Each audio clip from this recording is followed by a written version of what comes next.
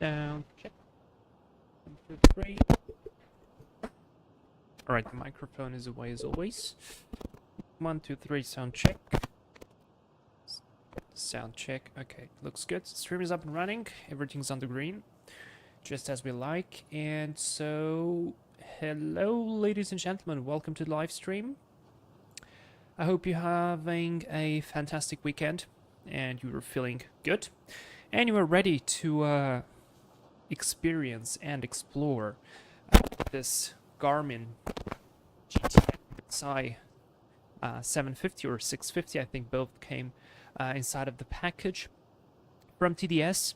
A special thank you from TDS for providing me this. This is actually like, I could say it's the second time, but it felt like the first time that actually somebody gave me something to review and show you. So it is an amazing opportunity. Thank you very much, TDS. So yeah, guys, today is going to be a little bit of a different live stream. Today, we're not going to do our usual flight from A to B. We're not going to have like a specific challenge. What we're going to be doing is, I'm currently offline. That's on purpose. So sorry if you want to really fly with me. I am offline because I will be flying like crazy today. So we're going to be trying to experience and to test the most amount of things that this navigator allows you to do. And because I honestly, I didn't really know about it much. I just knew it existed, but I never really understood why is it so popular and why people like it.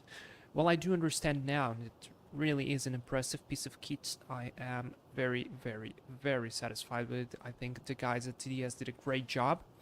And so my task today will be to show as much as I can about the product, so you guys will be able to see what you can really do with it. If you put it on your airplane, how it flies, what does it have, what it doesn't have as well, because I mean, we're on the sim, so there are some stuff which are not exactly possible to replicate, and to be honest, they're not really needed as well. So but still, probably we're going to mention some of them as we go by, but really what this live stream is like a long video for those who really want to see what this thing is capable of. And let me tell you, you are going to be pretty impressed. At least I am. And you guys know I said like many times, I really like the Cirrus SR22 with the reality expansion pack on X-Plane because of the avionics, because you can go with your general aviation airplane and you can do so much. You're not limited to those old avionics. You can do all kind of GPS approaches. You have an amazing guidance and so on.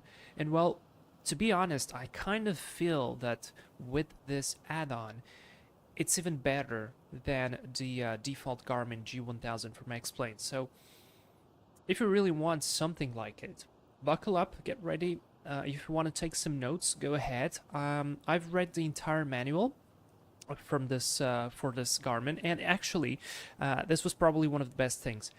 I asked the developer, like, all right, do you guys have a manual for this thing so I can read it?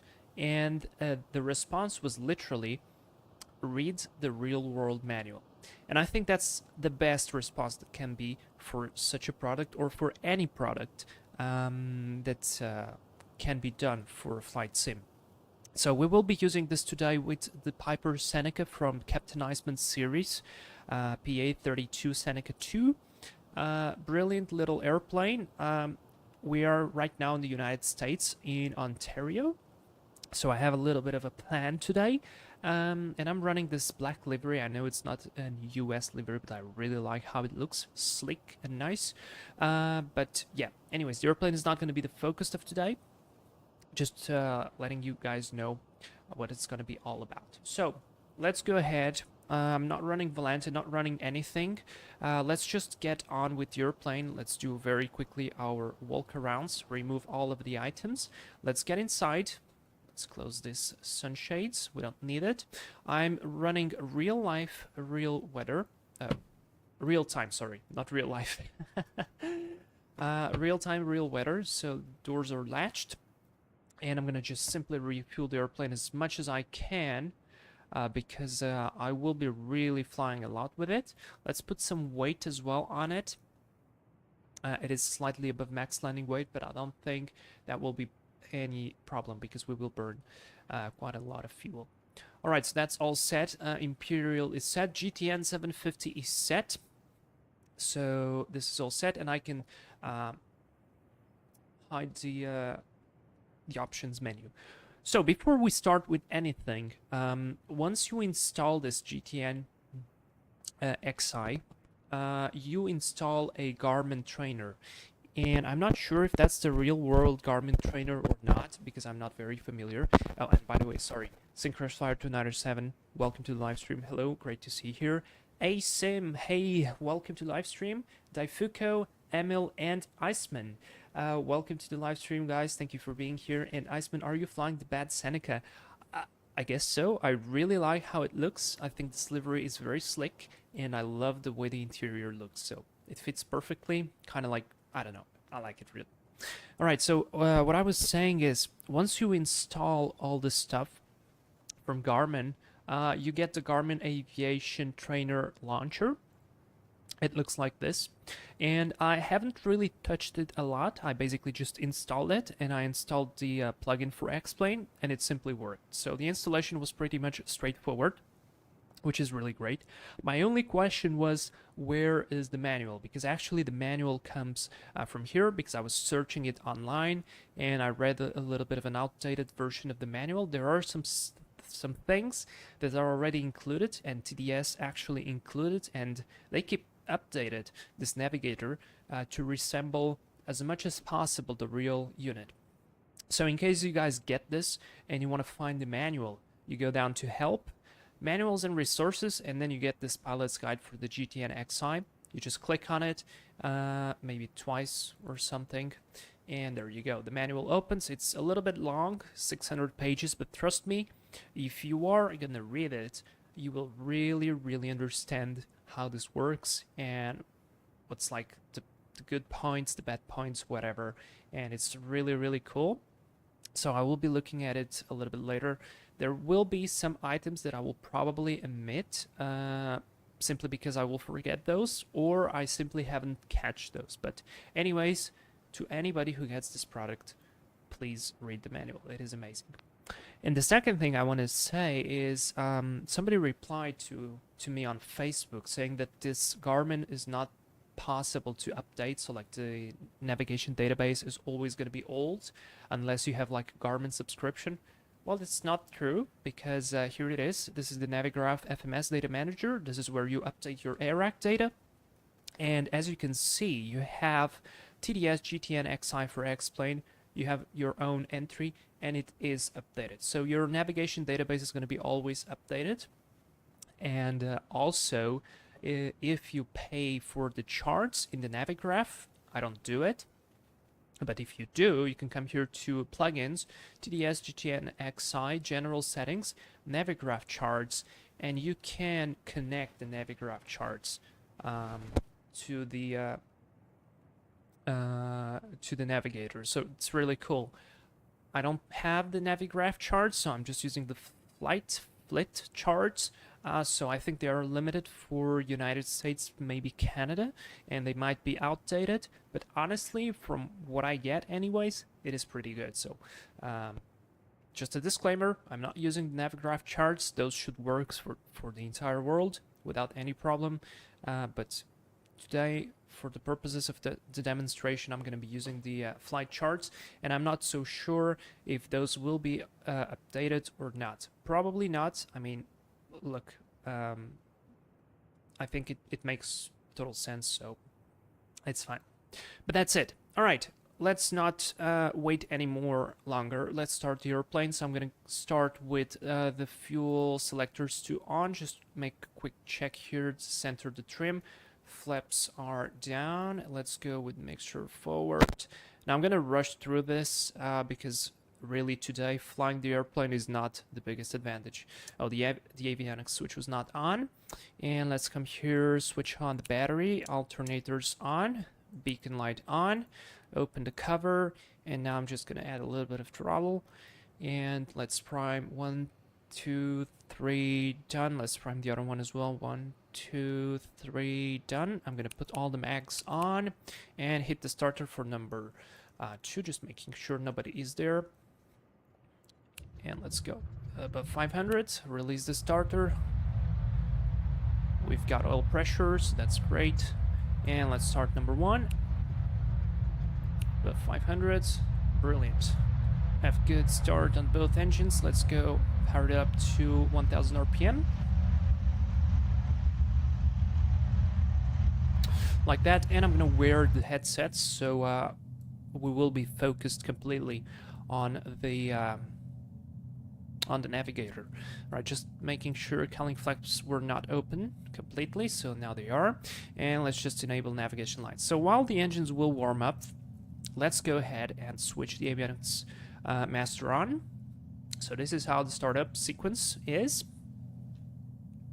ASIM, yeah, it's a trainer like a demo from Garmin. To familiarize with the real device costs 20,000. Yep, there you go. Floppo, hey man, welcome to live stream. Great to see you here. All right, so here appears your name, whatever, or to whoever is the product license. So you hit continue. Now appears the all the databases, so you can actually see that the Safe Taxi, Fleet Charts, they were all just like I told you, they were expired on the November of 2023. To me, honestly, not a problem, because, I mean, it's fine. It's fine. You will understand once we finish the live stream how crazy good this actually is. So I'm going to just hit continue. And this is already one of the bonus points, which comes a little bit under the radar, but I find this amazing. So with the real unit, you have two options. If you have a sensor on your airplane that senses your fuel flow and your fuel on board, it can actually make the calculations of your trip time, how much fuel you will be having left, and all that stuff. If it doesn't have, I'm not sure if it simulates or not, you have to insert the fuel on board and the average fuel flow manually. For this airplane, it does it automatically, so that's pretty cool. And we have this basic information. Actually, if you will see, I'm going to add a little bit of power now. The fuel flow will change, as you can see, so it reads immediately, which is really, really nice. And you will see why, because there are some nice calculators. So anyways, from here on, I'll just hit continue, and we enter the main menu. It does the TOS test. If I recall correctly, it's called terrain system test. Okay. Exactly, terrain awareness, terrain avoiding something. I can't remember what's exactly the name for it, but it does the self-test, which is really cool. You get the message just saying that you got the consumer license, and it's done for me. And this is the basic menu. So let's start by just analyzing what do we have here. So first of all, very little buttons, and this is the touchscreen control, which initially I thought would be not very nice, but actually it is very nice and very well done. You can use it with your mouse, and it makes total sense. So let's start with the volume button. You have a scroller button here where you can control your communications volume, or if you start using your navigation, you can control the volume for the navigation, like if you want to hear some ID frequency or whatnot. That's how you control the volume, all right? Then you've got your audio panel, which if you click on it, you have a bunch of options right here. Some of them are useful, some of them are not really useful because we are in a sim environment, but they are actually good to see here. The split mode basically allows you to use like two separate radios. So like if you had a first officer, his side would be completely isolated. So whatever he's hearing, I mean, it's like a big jet airplane, is isolated from you. So this is the split mode. Right now we're not going to be using the split mode, we're going to be using all for ourselves.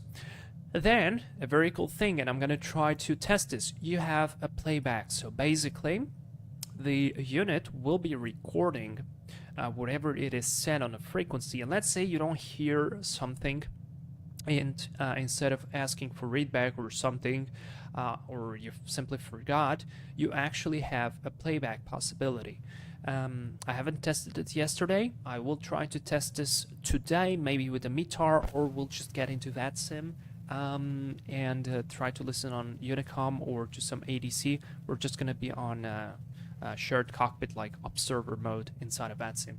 But this is really cool. And again, you got your playback volume that you can control here, hit play, previous, whatever.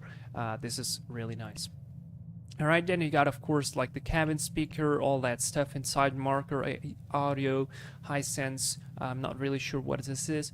3D audio, and I think this is basically like you hear if you have stereo headsets. Like if you have your co-pilot is talking to you, you will hear it from the right, not from both sides. If you're listening to the ATC, it's probably going to be both. If it's coming from the back, it's just kind of sounds from the back. So it's more of like gimmick from the real world than actually from the sim. And then, of course, you have like normal COM1, COM2 buttons, all that stuff, nav, passenger address, nav2, DME, ADF, all that stuff. Cooler, welcome to live stream. So this is actually pretty cool, and they simulated all of this. Then, once you get off from audio panel, you got the intercom. This is really cool. Basically, just click whatever arrow you want, and then you communicate between the passengers or not, or you simply isolate yourself. You can then, as well, come into the passenger audio setup, and you can control volumes and all that stuff. So it is pretty impressive that they did all of this. And then, of course, you have like music, because this unit has Wi-Fi and Bluetooth, so you can connect your mobile phone or whatever device, and you can actually make calls and whatnot using your normal headset, which is very useful because well, most airplanes are pretty loud, and it's going to be fairly difficult to hear anything but just using your phone. So that is it.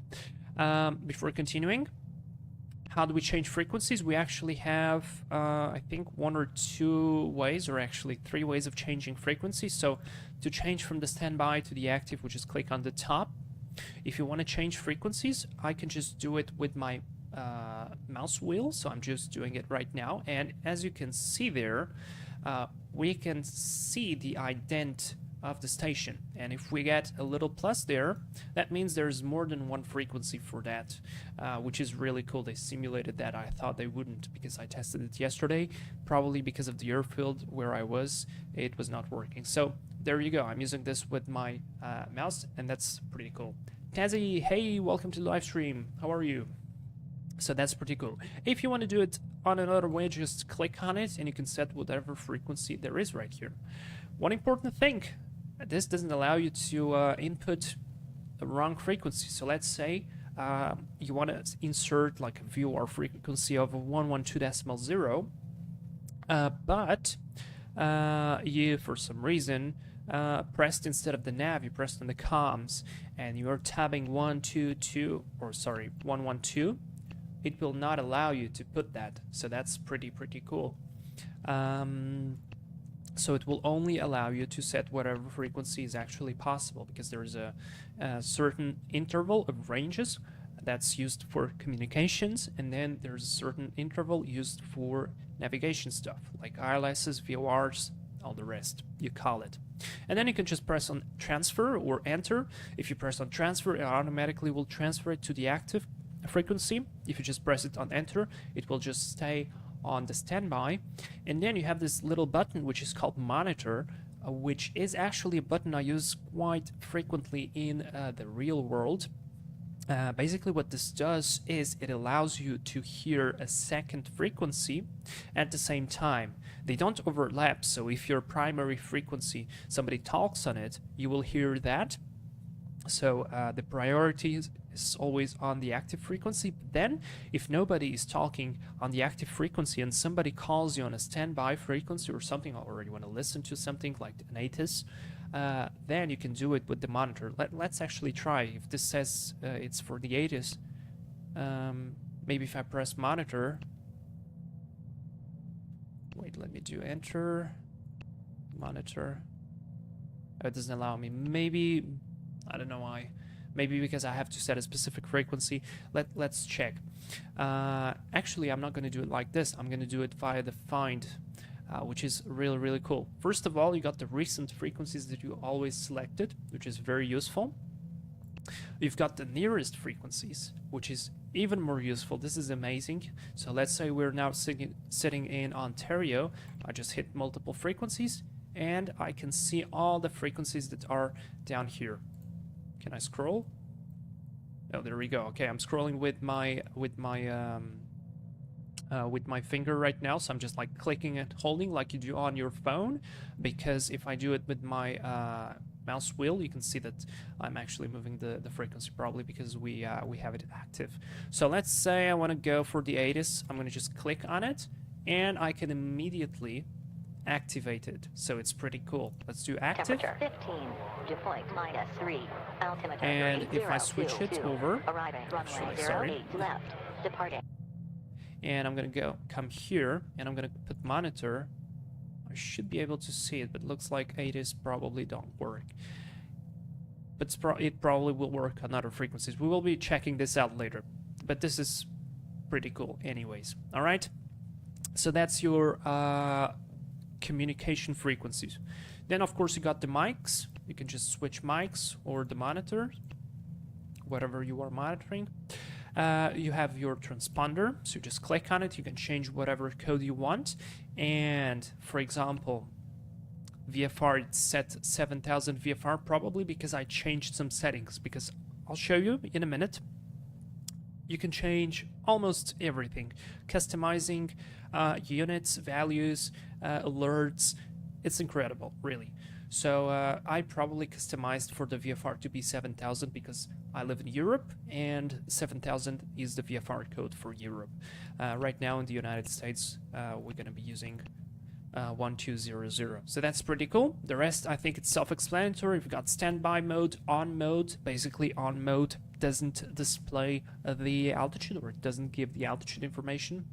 And of course, the altitude reporting mode. Then you can change your flight ID. So let's say I'm going to put my flight school ID. During college 311, enter. There you go, you got your flight ID there. This is pretty cool. Enter, it's done. Now then, in case the ATC asks you to ident yourself, once you enable the transponder, there is the ident button. You just press on it, and it will flash the ID, showing that it's done the ident. So that's pretty cool. All right, continuing with the rest of the stuff. Navigation, basically almost exactly the same. That's how you change the frequencies. You can click on it, or you can click on the lower button here to go into the nav, and then you scroll with it. This is basically, I guess this button is like a support in case your touchscreen stops working. So you can actually go through all the stuff and work out through it. So it's pretty good. Like ranges, terrain, this is, I think, weather, nearest stuff, all that good thing. All right, but before we do that, here's the navigation. Again, you can search for whatever you want, recent, nearest, whatever you have on your flight plan. So it actually analyzes all the airports, all the points that you have on your flight plan. Right now, the unit only knows that we're sitting in Ontario. I don't have any stuff there, so it immediately is assuming that Ontario, probably there is something I would want to tune. In this case, we've got ILS frequencies. Extremely useful. And then of course you can add user frequencies, both for communications and for navigations. Tezzy, you're ready for a coma? I guess so. I'm gonna give a lot of information today, so get ready. Too much 757 today. And all G1000s should be thrown in the garbage bin, all replaced with GTN 750s. Honestly, I think this is a lot better than the default G1000 for X-Plane. I'm not saying it's bad, but it can be better. So, yeah. Anyways, that's your frequency stuff. Next, we were in the menu. Let's continue with the button stuff. If you press once on the home button, you get to the main menu. If you press and hold, it actually gives you the little note. Did you notice it? You hold it, and you always will get back to the map. All right? So now I'm I'm stuck there with the with the frequency. With the scroller. Fine. Totally fine. Oh, please get away.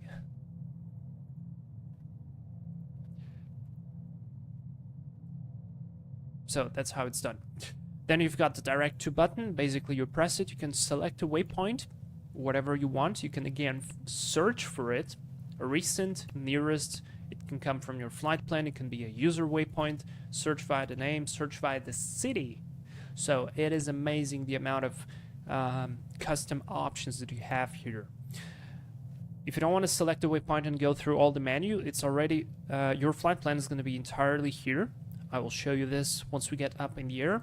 And then you've got the nearest airports with the direction and distance immediately shown, which is very useful, let's say, in case you have an emergency or you have to divert to somewhere. So that's pretty cool. So let's cancel and continue. You already saw what this button does. So I'm going to skip that and close it. Oh, so did you saw that actually? Hold for flip-flop, so that's how you change the frequencies. Very, very nice. All right, and now, continuing with the menu. First of all, we've got the map.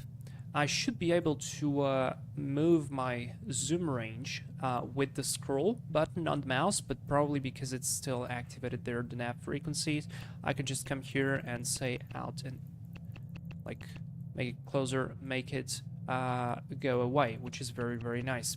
You've got your customized menu, and you can customize whatever you will see on your map.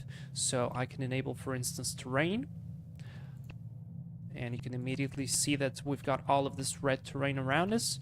I can do the take the topo, or like, so the map doesn't show any like elevation stuff, which is very, very cool. I'm going to leave that.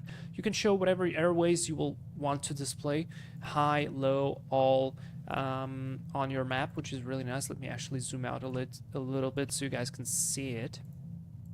So that's high. Let me put all. You can see it changes there a little bit, and you can, of course, just go for the low or off. Then you can select the charts option. I don't know for what reason right now. Probably because we haven't loaded any departure or anything. Oh, by the way, here you go. I'm zooming now with my mouse because we have deselected the frequency selection. Very nice. The VORs are displayed there, and more traffic can be displayed there as well. Map setup. This is like the neat part. So this unit will automatically zoom depending on which part of the flight you are. Like if you are on an en route flight part, or you are departing, or you are on an SID, or you're doing an approach, and it will zoom according to the next waypoint on where you are. Or for instance, you can land, and once you get on the taxiway, it will zoom enough so you will be able to see the ground chart for the taxi. So that's very, very useful. But let's say you don't like that for whatever reason. Let's say that auto zoom, so the minimum, like that's the biggest amount. Let's say you don't like how much it zooms. You can actually come here and customize. Let's say I don't want to have a zoom that's less than 10 miles. Boom, there you go. You can actually do that. You can go here to the aviation. You can customize whatever you see on the map. How are the extensions done? How long is it?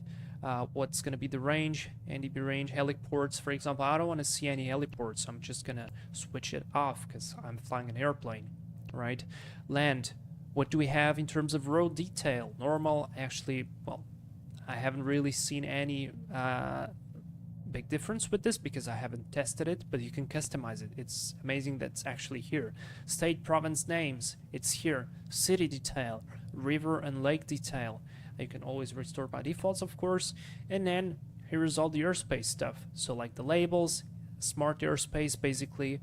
Smart airspace, if I'm not mistaken, it from the flight or like from the manual, it only will display the airspaces that you selected or you configured inside of the settings. So it will only show the ones that you really want. And that's pretty cool. Again, traffic, which traffic will show to you, how far is that traffic, and the weather.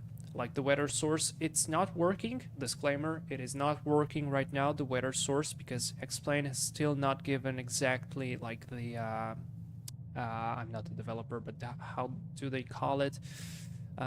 Like there is no way to communicate the default weather to some external unit, like this one, for example. So there is no translation for right now, or like the Explain hasn't given exact instructions on how to do it. So this unit right now doesn't have weather display, but it's all ready, and I'll show you in a bit. And it's cool that we actually see this. Then we can just click Restore Defaults, and like the easiest way to configure the map is the map detail right here. Basically, if you already flew any kind of Garmin units, you know what's the declutter, and usually it's like normal, declutter -1 and -2, I think, or 0.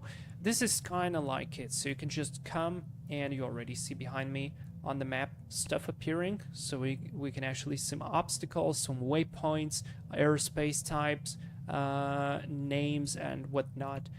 I usually like to keep it quite low because it doesn't distract me too much, but you can use whatever you want there. That's pretty nice, right? Then, even more customization. If you go to change user fields, the user fields are basically these 4 boxes that you can customize to whatever you want. I already did it because I really like to see the ground speed. That's done by default. The distance to the next waypoint. I configured to see the ETA to my destination. So whatever destination you program, that's the time that will be showing. How you can customize this? Very simple. Just click on it, and this is the list of things that it can show. And I find this amazing. All right, and then you can see functions. Basically, if you want that button to be working as an actual button for something, that's how you use it. Pretty good. And by the way, we're still running with the engines, but the temps are looking good. So yeah, I'm gonna keep going. And then pages, you can just put it there like a page. Let's say you want to like select it to be the backlight page. I'm gonna go back here, and every time I click on it, boom, there it goes. So let me just put it back to whatever it was. It was ETA, if I'm not mistaken. ETA, estimated time of arrival. I like that one. And it's all customizable, so it is amazing, right? Then you've got here the CDI button. You can press on it. You can see that the physical buttons on the airplane actually change as well. And we have a physical transponder down here. It also changes according to whatever you're doing here. So it is like a centralized unit of control, and it's very, very useful. Ekaterina, hello. I'm great. A little bit tired, and actually good that you said that, because I told on Discord I would be streaming tomorrow, but I will be having a real flight tomorrow, so no streams tomorrow. Sorry, guys. Maybe during the week. I really wanted to show you guys the Flight Factor 777 new engine. It sounds amazing, but I guess I'll have to wait until next week. Anyways, let's continue. Then we get here the OBS, of course. It is not active now, probably because we haven't selected again any waypoint, and the CDI button is already displayed. Alright, this is like the map. Pretty cool, right, guys? This is really amazing. You could just move it all around, zoom in and out, and you saw that? Basically, from a certain zoom range, it goes to the north up orientation, which is really, really cool. And you can literally just press on any waypoint, and you can see the information for that waypoint. I guess you can add it to the flight plan, maybe. Maybe not sure, but we're gonna talk about that later. The cool thing though is, let's say I want to see. Oh, here we go. Here's the ground chart for Ontario. You can see even like hotspots and stuff. I know this is a little bit outdated, but this is really nice. I can just press on Ontario, and this is the page that appears, and we can immediately see all the information that's really like important for this airport. We can see the elevation time, types of fuels. We have the charts here immediately. Approach charts. I mean, if you have the Navigraph stuff, this is where you would see your Navigraph charts. I don't have it, so I'm using the default. I guess this is FAA charts.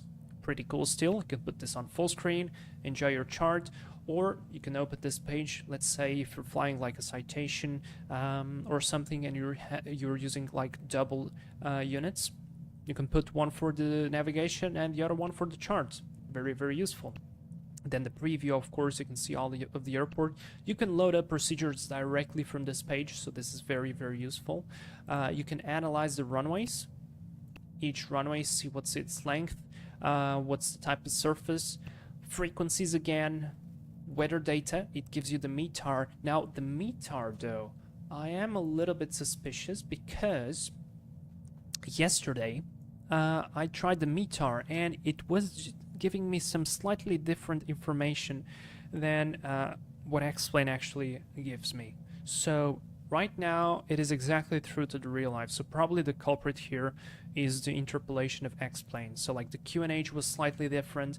I had this problem on the tow list. I guess this is just X-Plane stuff. Yes, see, it says 3024 here, but X-Plane gives me 3023, so that's like the problem, but I think that's the problem with X-Plane. No TAMs, I guess this doesn't work because, well, you would have to have a real-world subscription for this. And nearest VRPs, visual reporting points, I guess, maybe, but that's pretty cool. So this is amazing. Like the amount of functionality right now is simply incredible. You can do this for any kind of airfield. Let's say, I don't know, let's find any other airfield. Probably I do have to increase my range or my detail level. Let's find, yeah, for example, I can come here to this airport and I can find all of the information right here. I can preview it again. It is very, very useful. I can check the weather. So it's like a mega computer all inside one unit, and it's extremely, extremely well done. It is very easy to use.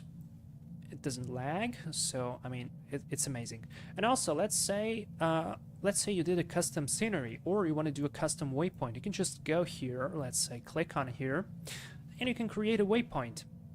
In case that's, let's say, an airport, you can just click on it and you can save it. It will create and it will come to your database. So that's pretty amazing. All right. Now, I think I talked about anything regarding the map. Let's continue with the traffic then. This is like the TCAS, so we can see all the traffic. I don't think this is really like usually needed to be looked at. You have, of course, all the stuff that's customizable here, which is really, really nice, but I would simply use like normal map mode with the traffic being displayed, but this is cool. And of course you can zoom in and out, which is really nice. Continuing onwards, you got the terrain radar. Now, just to make sure, guys, there are two types of terrain radar, all right? Basically, when we think about terrain radar, it is usually a database. So it's like a big, big database of how the terrain is around the world. And what it does, it just picks up your GPS position, your GPS altitude, or barometric altitude. I can't really remember, but I think it's GPS altitude. And it basically puts you inside of that, let's call it virtual world. And so it gives you a warning depending on your terrain or proximity, descent rate and whatnot. So it has like different modes. So this is how this terrain works, okay? This is not actually like a radar that is scanning the terrain. But there is a way to operate the weather radar in the ground mode. It is here. It doesn't work though, but it's cool that it's here. So maybe one day it will actually work. Then again, you can actually switch all the modes. You can put this in 360, you can put it on ARC, you can put your flight plan there or not, some legend stuff. You can inhibit the toss, which is very, very nice. So let's say the toss, you're flying on a mountainous area where there is no way that it will be flying pointed to the mountain, and you don't want to hear that terrain warning. Just go ahead and inhibit it. So it's pretty cool. Okay. From there, you have the weather stuff. Now, this doesn't work, but I'll just work you through this. Sirius XM Weather, this is a subscription-based model. So let's say this Piper Seneca, it doesn't have a weather radar, like an actual weather radar. So in order to have like basic weather, you have a satellite subscription, and basically it's something like Windy, and you are able to see the weather radar depicted on your map. But that weather radar comes from a ground. That weather information comes from a ground weather radar. So it has its limitations, and you actually have to be careful with that. Again, you get all the orientation, legend, and all that stuff options. Then you have this kind of weather, which is again, I think, subscription. Connexed weather, again, something like it. And for the airplanes that actually have the weather radar, I'm thinking about like the Pilatus 12, King Air, Cessna Caravan, probably some Cessna Citation, whatnot. Those will have the actual airborne weather radar, and they will have this kind of map. You can tilt the weather radar because you can do that. You can activate, put in an auto weather ground. This is the mode for the weather radar to scan the ground in front of you. Now this doesn't work, guys, okay? It shows you something, but it doesn't actually work. And it's really cool that you guys saw that. It knows that we are on the ground, and the weather radar can be actually very damaging for personnel, ground personnel, and it can actually, I think, even ignite fuel, so it is quite dangerous to be used on the ramp. That's why you usually come on, like when you are on a big airplane, you only switch the weather radar once you are taxiing away from the ramp. All right, but this is pretty cool. I hope one day this will be up and working. All right, we finished the weather stuff. Here are the charts, basically all the same stuff. You can just go and search for it. You can invert the colors if you're flying during nighttime. I think this is done automatically when you are flying in the nighttime, but I'm not sure. Anyways, you got the option there, and you can split stuff, search for charts, whatever you want to do it. So it is pretty amazing, very efficient. Then comes the flight plan, which is exactly what we are going to be doing right now. So let's come here to the flight plan. We have Ontario, right, as our departure. We can click on it, and there are all these options, which I find a lot more efficient to insert stuff than on the Garmin G1000. So let's say we want to load the departure for this airport. I could just come here, load the procedure, or I can come to the procedure page and load it from here. So it already assumed that we're departing from Ontario. I can just come here. I'm going to be going via the Nickel 1 departure. It already gives me all the runways. And now I'm going to disregard all weather. I think it's pretty good stuff outside. So let me just confirm with my charts here that I am actually selecting the correct stuff. Yeah, exactly. Let's go for runway 26. How far are we from any runway? I mean, let's actually see where we are, right? We're right in the middle, so we can take off by any direction. This Piper flies extremely good. So let's just go to back, procedure, do it again, Nickel 1. Let's go runway 26 left. Our transition will be via the MZB, Mike Zulu Bravo, which is the, what's the VOR? Mission Bay, and I can simply load it. So it's done. Very cool stuff, guys. All the constraints are here already. They are very easy to see, and you can change them, some of them. You can click on it. You can do a track offset, which is amazing. I never saw this on basically almost any add-on. I mean, Tolis can do it, I think. I'm not sure about the Zibo, not sure about the Flight Factor because I haven't tried it. But you can do an offset, and you can put a constraint. So at or above, at or below, at or between. And again, yes, this airplane allows you to have some sort of VNAV, which is pretty cool. Even though this airplane technically doesn't have VNAV, but you will see it, alright? Okay, I'm gonna hit cancel. I don't want to do that, but we have all the information here, which is really nice. Now, I want to keep doing some of the stuff. First, we're gonna be doing an RNAV approach. I'm gonna add a waypoint here. Kilo, actually never mind, I'm not going to do it like this. I'm going to hit cancel, I'm going to go back, load procedure, and I'm just going to go onto approach. Let me confirm that I'm doing the right thing. Yes, I am. And I'm just going to select a different airport. Kilo Oscar, Kilo Bravo. Immediately I can confirm that the name is correct. I'm just going to click on it. And then I want to show you guys the RNAV GPS LNAV plus vertical guidance, so VNAV. So let's go for runway 07. I think this one will be a little bit easier probably. We can immediately see the approach here. And we can select the transition if it's via vectors or via a waypoint.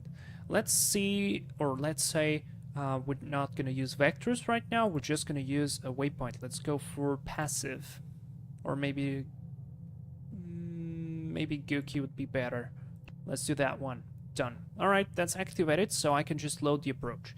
The channel and ID, we're going to wait on that for later. That's for an LPV approach or a satellite-based augmentation system. So I'm just going to hit load approach.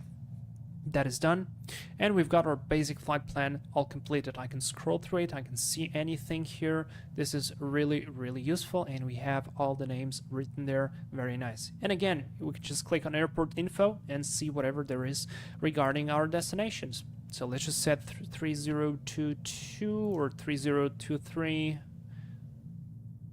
So altimeter is reading roughly 900. If I go here to Ontario, elevation is 944, so we are a little bit.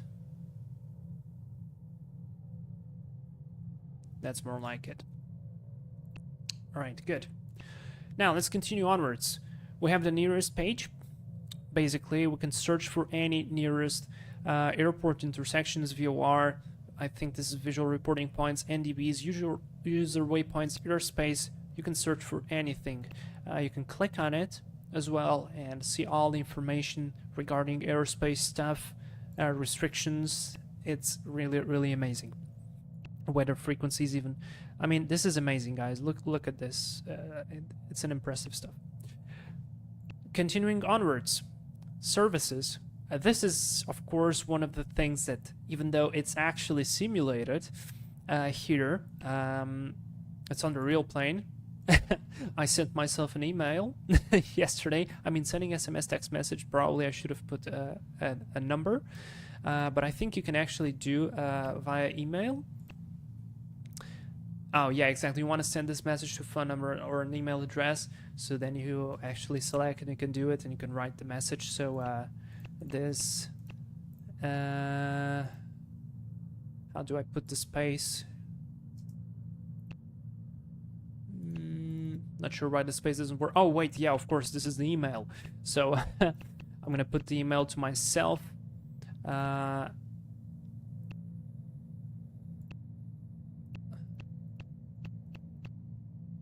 Enter, and then I can compose the message. So this is really awesome.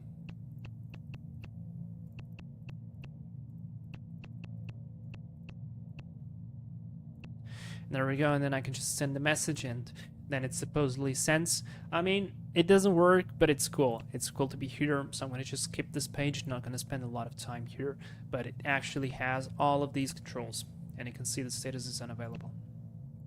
All right, continuing onwards, utilities. This is where this airplane shines.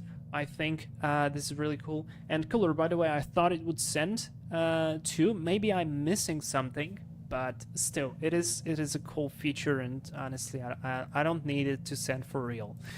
So first of all, this airplane actually calculates your VNAV. If you don't want it, you just disengage VNAV, and it simply disengages it. It's really cool.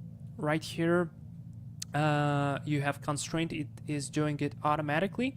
But if you are flying somewhere en route and you want to do your own VNAV calculation, you can actually come here and calculate it yourself to a certain waypoint or whatnot.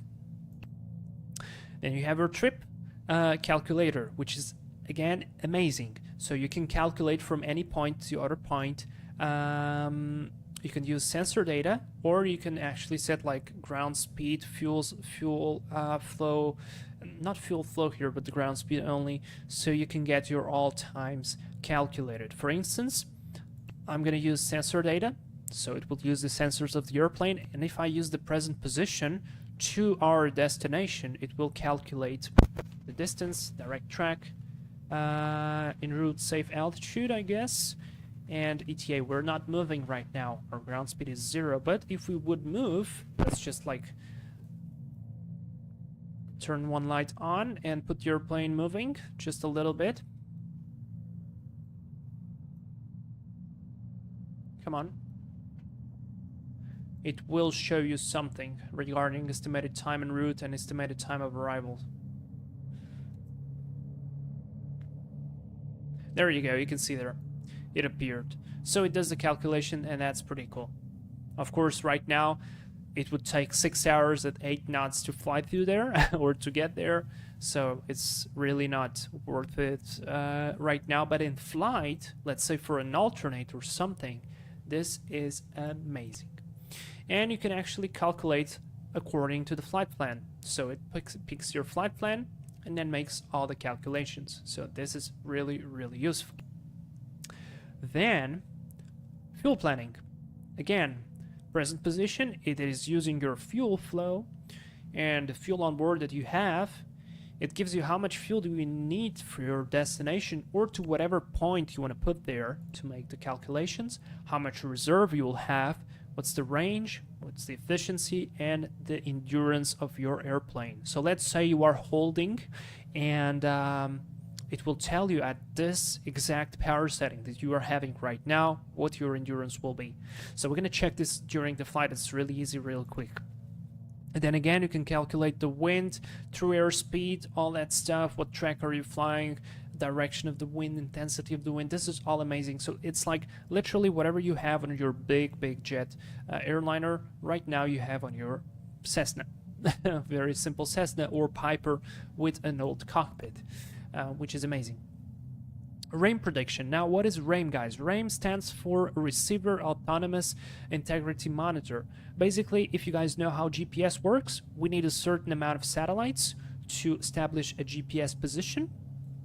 And we use this RAIM prediction for what reason? RAIM basically tells us if the GPS signals that we are receiving are actually legit or not, or if we have enough GPS signals to have a safe GPS position. So let's say we want to do an RNP or a GPS approach to whatever airport, and we will take a flight and it will take us 1 hour to get to that airport. We know that that airport doesn't have any conventional approaches like an ILS, a VOR, NDB, whatever. So we have to do the GPS approach. And to do the GPS approach, because we have to meet some precision criteria, we do this RAIM prediction. Basically, what it does, it will look for the map of satellites at the time that you specify over the position that you specify, and it will tell you if you have enough satellites at that moment in that place in order to have a safe GPS position. So let's say it already assumed our destination airport, which is going to be the first one, where we will be doing an RNAV, so a GPS approach using LNAV and VNAV. And it is already, I mean, not already assuming the arrival time, but let's say it's going to be in an hour. So I'm going to put 17:55 UTC, and I'm going to compute the RAIM. And as you can see, the RAIM is available, so it means we're going to have enough satellites to make a safe RNAV approach. This is very useful. The airlines, guys, do this all the time for your RNAV approaches, and that's really good. Then, flight timers. You can do whatever you want here. You can just do a normal timer. You can do a down timer, so you set for like 1 minute, and you start the timer. It will start the countdown. So I want to like reset the timer. Wait, never mind. It's not like this. Then you have criteria. So like power on. When did we power on the airplane? This was at 16:13 UTC. This was almost 45 minutes ago. And the trip timer. As soon as we hit the air, our trip timer will start. Very good, so very useful. We lift off the wheels, it will understand that we are up in the air, and it will start to count the trip timer. We will get back on this once we start flying.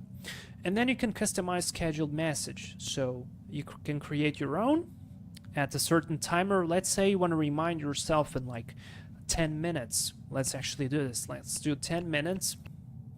Enter reminder to hit the like button.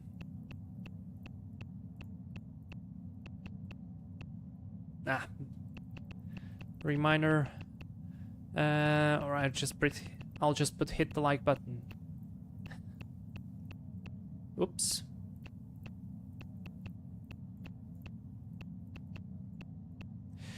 Enter. So, one time or periodic or event. I'm gonna put one time and enter. So we will have, there we go, timer's on. We're gonna receive that message in 10 minutes. And then of course come the logs and all that stuff. There is a way to take screenshots, I think, but I'm not sure how to do it. I didn't find that specific part yet. That was the utilities. And then of course you have the system stuff, system status, all like the databases, that's here, GPS status, so you can see what are the satellites that you are connected on, or the satellite-based providers, which ones you want to use. This is the American one, this is the European, this is the, oh my god, I think this is the Japanese or Asian, something, I think it's Japanese, and Gagan, I think it's Indian. So that's the provider. We will talk about what is the satellite-based augmentation system once we will be doing the LPV approach, okay? And then you can change, this is, I don't remember what this is, I kind of forgot. Oh, yes, of course, this is like the weather providers and all that stuff. I'm gonna skip that. And then you have some system setups. So CDI scale, if you want to move it automatically, or you want to have always the same scale, so it changes depending on where you are. So let's say you are en route, your CDI scale will be 2 miles, so full or actually like 1 dot will be 2 miles of deflection. If it's on approach, probably will be 0.3. I'm just going to leave it on auto. If you're doing an ILS CDI approach, it will auto switch as soon as it senses the ILS. I'm going to display this. It's really neat. Time format, by default, it was local, 24 hours. I changed it to UTC because that's what we use in aviation the most. Very, very useful again. Startup page, where do you want to start your unit? All the time, you have all these options. And the keyboard type, you could change it from ABC to QWERTY. And I'm not sure what this is. Oh yeah, of course, you can filter airports, like by minimum runway length, for example. Let's say you're flying a jet airplane, like a Citation, and you can't land on airports with, I don't know, 2,000 feet runway. So you want to filter those out. You could just come here, set the minimum runway length, and all the time, all the airports that will appear on your map will be only the ones where you can actually fit. This is very, very nice. And then you have more customization here. You can put the spacing. You can immediately see the spacing change there. Not sure what this is, and I can't remember what this is. So it is pretty neat. Finally, this was units audio. This is the normal system audio. Backlight, you can actually put more or less light on the unit. I'm going to put the maximum amount. You can actually see the screen becoming a little bit more bright. And it does make a difference. So I actually probably would prefer to have a little bit more light, maybe like plus 5%. And by default, or I mean normal operation of this unit, it has a special sensor that senses the amount of light on the outside, so it regulates the amount of light that the screen does. So let's actually do plus 5%. This one is pretty good, right? No, actually I'll go back to 0. I think it gives the best contrast. Good. Alerts, again, you can have different type of alerts. Let's say you want to give an alert for your arrival in 50 miles. That's how you you can do it. And you can give alerts for any type of airspace. I disabled these ones. I'm just going to leave the restricted and military and some other stuff. So, really neat. Page shortcuts. Again, this is, I don't really understand how these works, but probably this is related to these knobs there. And finally, we have the emergency page. This one is the smart glide. Basically, it will give you a direct in case you have both engine failed and you would want to go and land somewhere. So pretty impressive. All right, I think I spoke about anything. Let's, I think that's enough. Let's get going.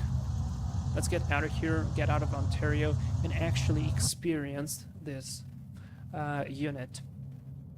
How long have I been talking? 1 hour, damn. I guess this is almost like a tutorial. Synchronous Flyer 297. Yeah, it's quite amazing. It's quite advanced, and I don't know, I'm impressed. And again, thank you TDS for sending me.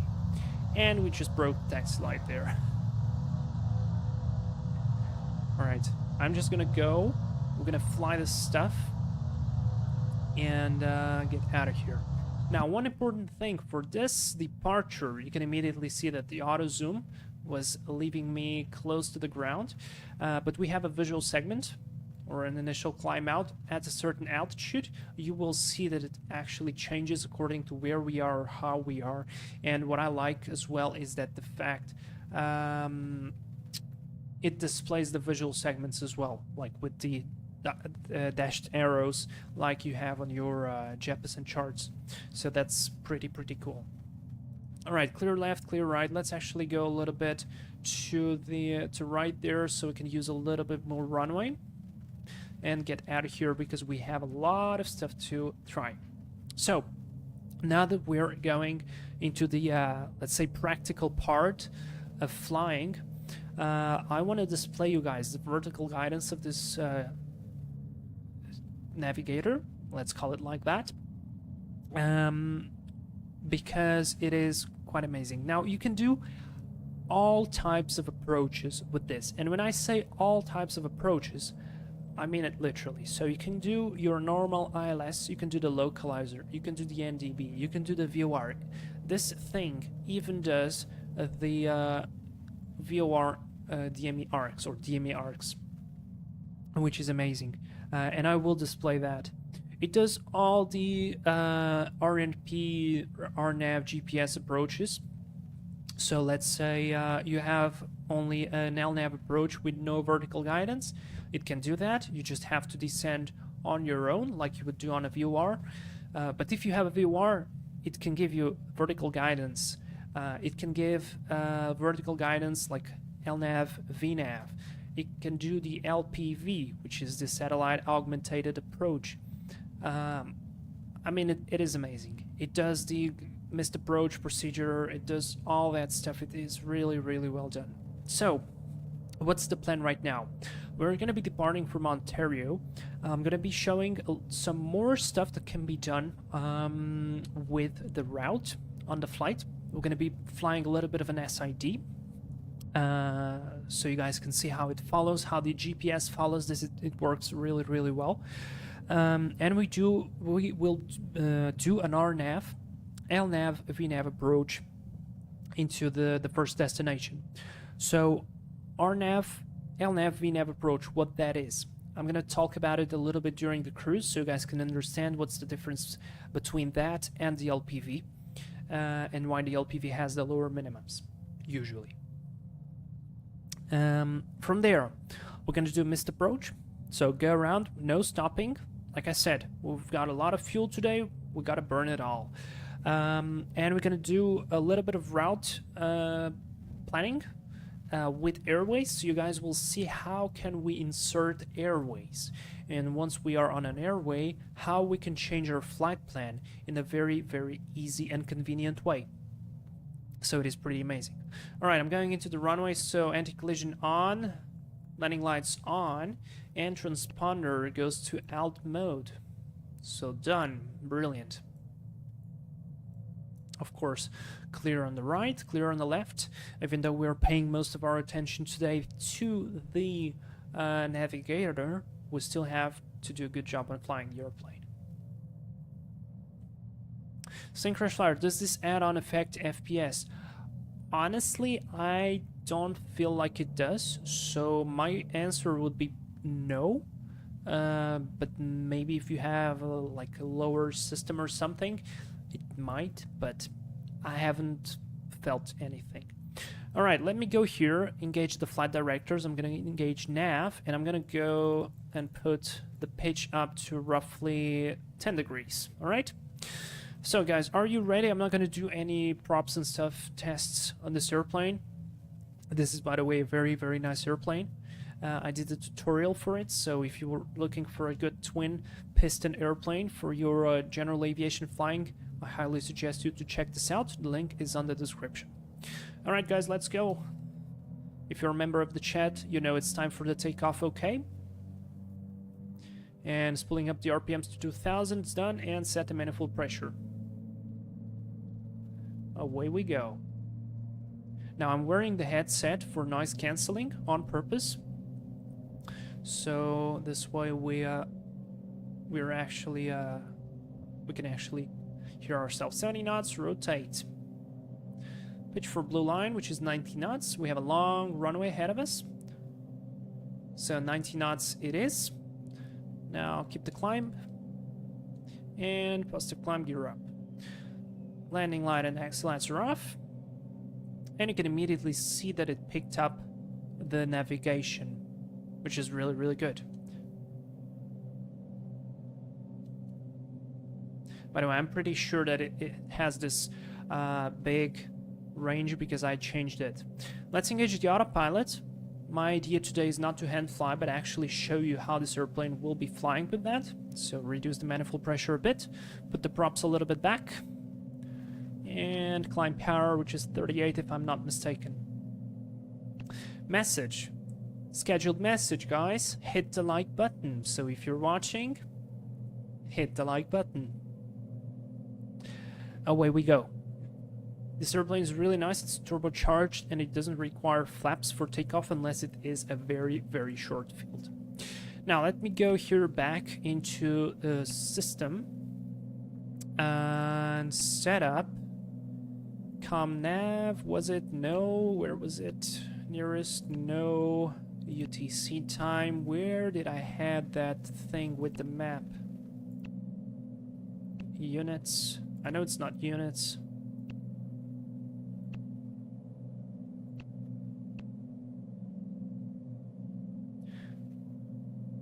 Alert, setup, audio. This is the problem though. I haven't really I mean, I'm just using this for like one day, literally. And so I haven't memorized all the stuff. Map setup, maybe? Yeah, there we go. Let's do 2.5. Auto zoom. Or wait, was this on 10? This was on 10. Auto zoom minimum. Let's do 2.5. Back. There we go. All right. Now that we are flying, you can actually see that it's doing a good job of following the purple line. Also, if you click with the right, if you right-click with the mouse on the navigator, it will pop up, which is neat. You can just close it by right-clicking it again, and you can immediately see two things that are really important. You can see this blue line or blue arrow dashed. It basically shows you what is your actual flight path vector, because if you can see, because of the wind, we are drifting just so slightly to the right. So the airplane icon is pointing completely straight, but your flight path is pointing a little bit to the right. You can actually configure this somewhere. I can't remember where, but it is possible. And then you have this blue area, which is growing continuously right now, and this blue arrows, these blue arrows right here. What is this? This blue area is your gliding range. It means that you can glide to whatever that's inside of this blue area, and because we are climbing, it means we're getting more and more altitude, and that means we can glide longer. Now the blue dashed lines show the closest airport within gliding distance. So let's say both engines fail right now, I immediately know I can turn to the right and I can glide to that airport, which is very useful. All right, past 4,500 feet. I'm going to lower the nose a little bit. Power looks good. Let's go cruise climb. So 2000, 2450, I think, and it was 36 continuous climb. Looking good. A little bit nose down, and I can close a little bit the cowling flaps, just a tiny bit, and lean the mixture just a tiny bit. Good stuff. Lovely airplane. Very stable. Alright, the airplane is keeping its climb, which is really nice. And now let's say you want to just go to your flight plan to check whatever you want. So instead of going back to the menu, you can just click here on your CDI and you immediately come to your flight plan. You can scroll and see all the stuff, whatever you want. You can also add waypoints in the middle, and it's incredibly easy. You can just click on this and you can insert before or insert after, as well as deactivate lag, remove, waypoint info, all that stuff. So it is really, really useful. Right now we are complying with the restrictions. Also, if you don't comply with the restrictions, they will be crossed. So it is really nice. Let's climb to 10,000 feet. That's what I would like to do. Oh, see there? So our area is even bigger, and we can go and glide to that airport. Now this airplane, you can see coupled here on the autopilot. The arrow is automatically synced with whatever is displayed right here. So it's not like on the Caravan, for example, like if you fly the Garmin on the Caravan, every time you change your track, you have to manually change the needle here as well on the HSI. This add-on removes that need. Let me lower the nose just a tiny bit more, so we gain a bit of airspeed. So far we're flying pretty good. Temps are looking good. Everything is looking nice, right? I mean, I just love this. Look, I can just zoom in, zoom out. I can move the map. I can just look around. I have this chart. If I don't want to see the charts, I can just go to menu. I can remove the charts, and there we go. And for instance, there is this airspace. I don't know for what is it. I can just click on it. I can click airspace info, and I can immediately see minimum altitude 15,000 feet and max altitude flight level 270. So this will not affect us. It's pretty good, right? And then let's say, or actually I will show this on a later stage, which is past 7,000. We're flying nice. Now you might be also asking me like, all right, so you just moved your scale. When does it change? After a certain time, as you just saw right now, it will change. So it's pretty useful, and it usually will always maintain your next waypoint in sight, and it shows your altitude restrictions right there, which is very useful as well. Let's go to 10,500 actually. I think that would be a good altitude, or 9.5 probably, and keep going. Brilliant day today here, and for real weather, this is pretty good. And it's pretty good as well to have the wind displayed here, because I mean, if I would be flying the Seneca right now, I mean, even with the Garmin 430 or the 530 in X-Plane, I wouldn't have a way to see what wind do I have right now. And for some untowered airports, lost in the middle of anything, this is actually very useful to choose whatever runway you want to land on. So it's pretty neat. Alright, I feel like I need to drink a little bit of water because I've been talking a lot. And yeah.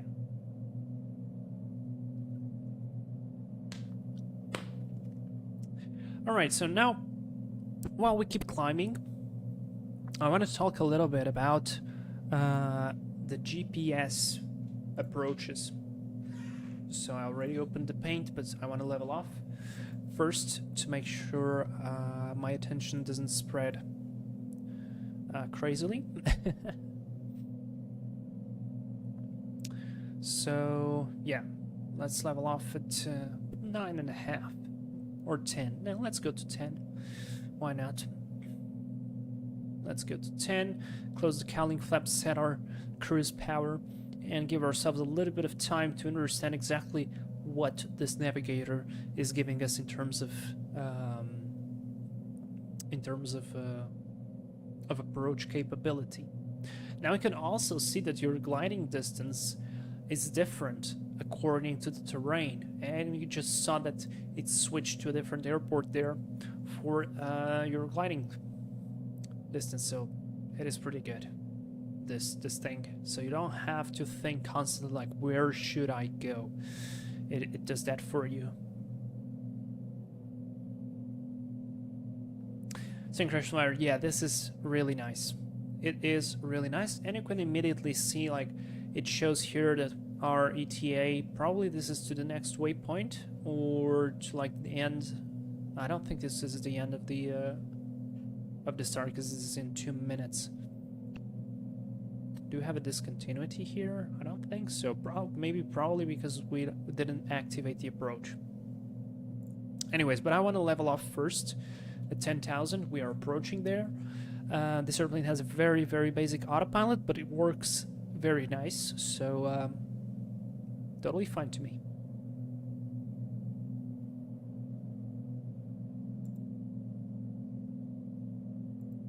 Lower the vertical speed.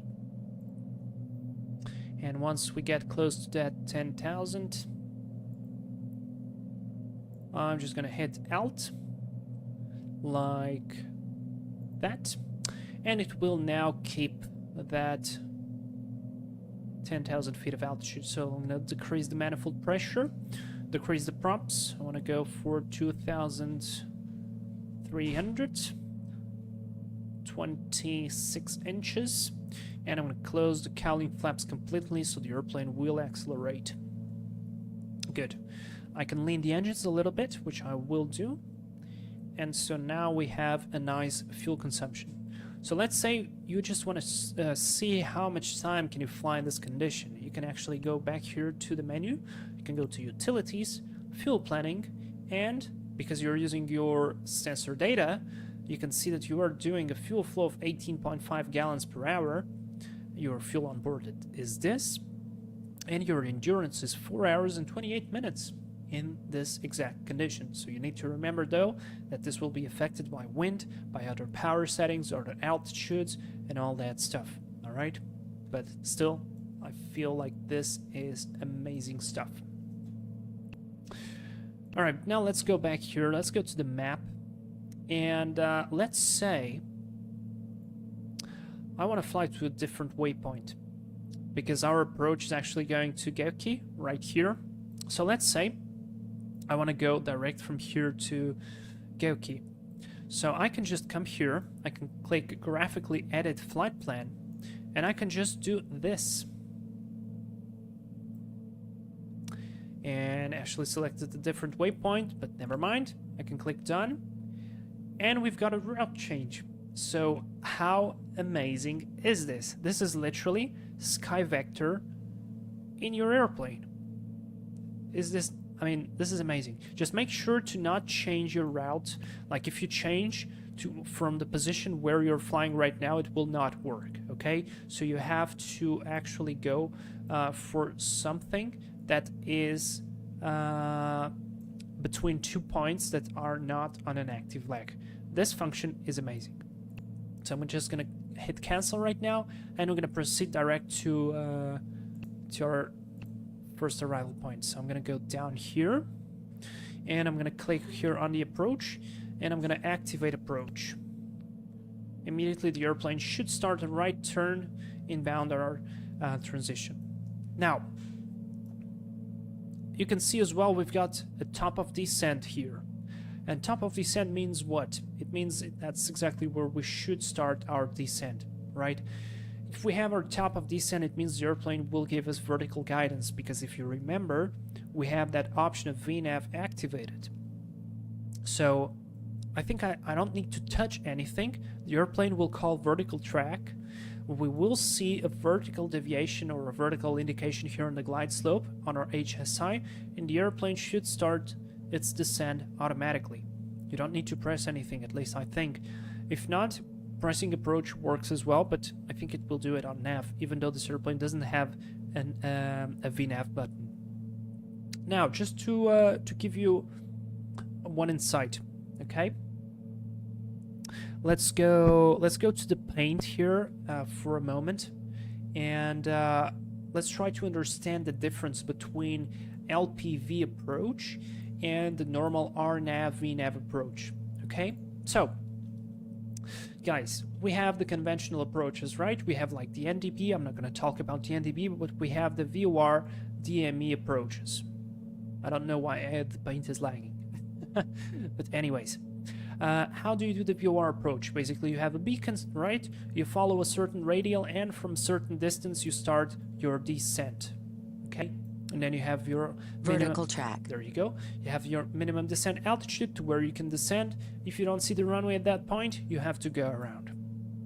So that's your conventional VOR approach. How does the ILS works? In a very similar way as well. I'm gonna call it a radial. It's not exactly a radial. It's a course. You have your course. You have your glide slope, and you descend following the glide slope. For example, between the VOR and the ILS, you have the localizer approach.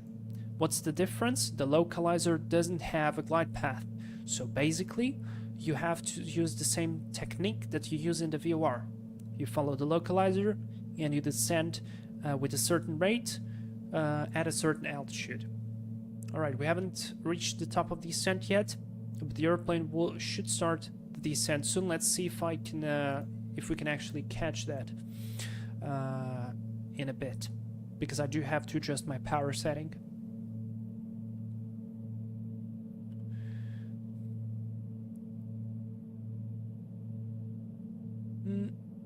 Not sure it did it. Probably it didn't now. Interesting. I swear to God I tried this yesterday and it worked. Not a big deal, we can do it.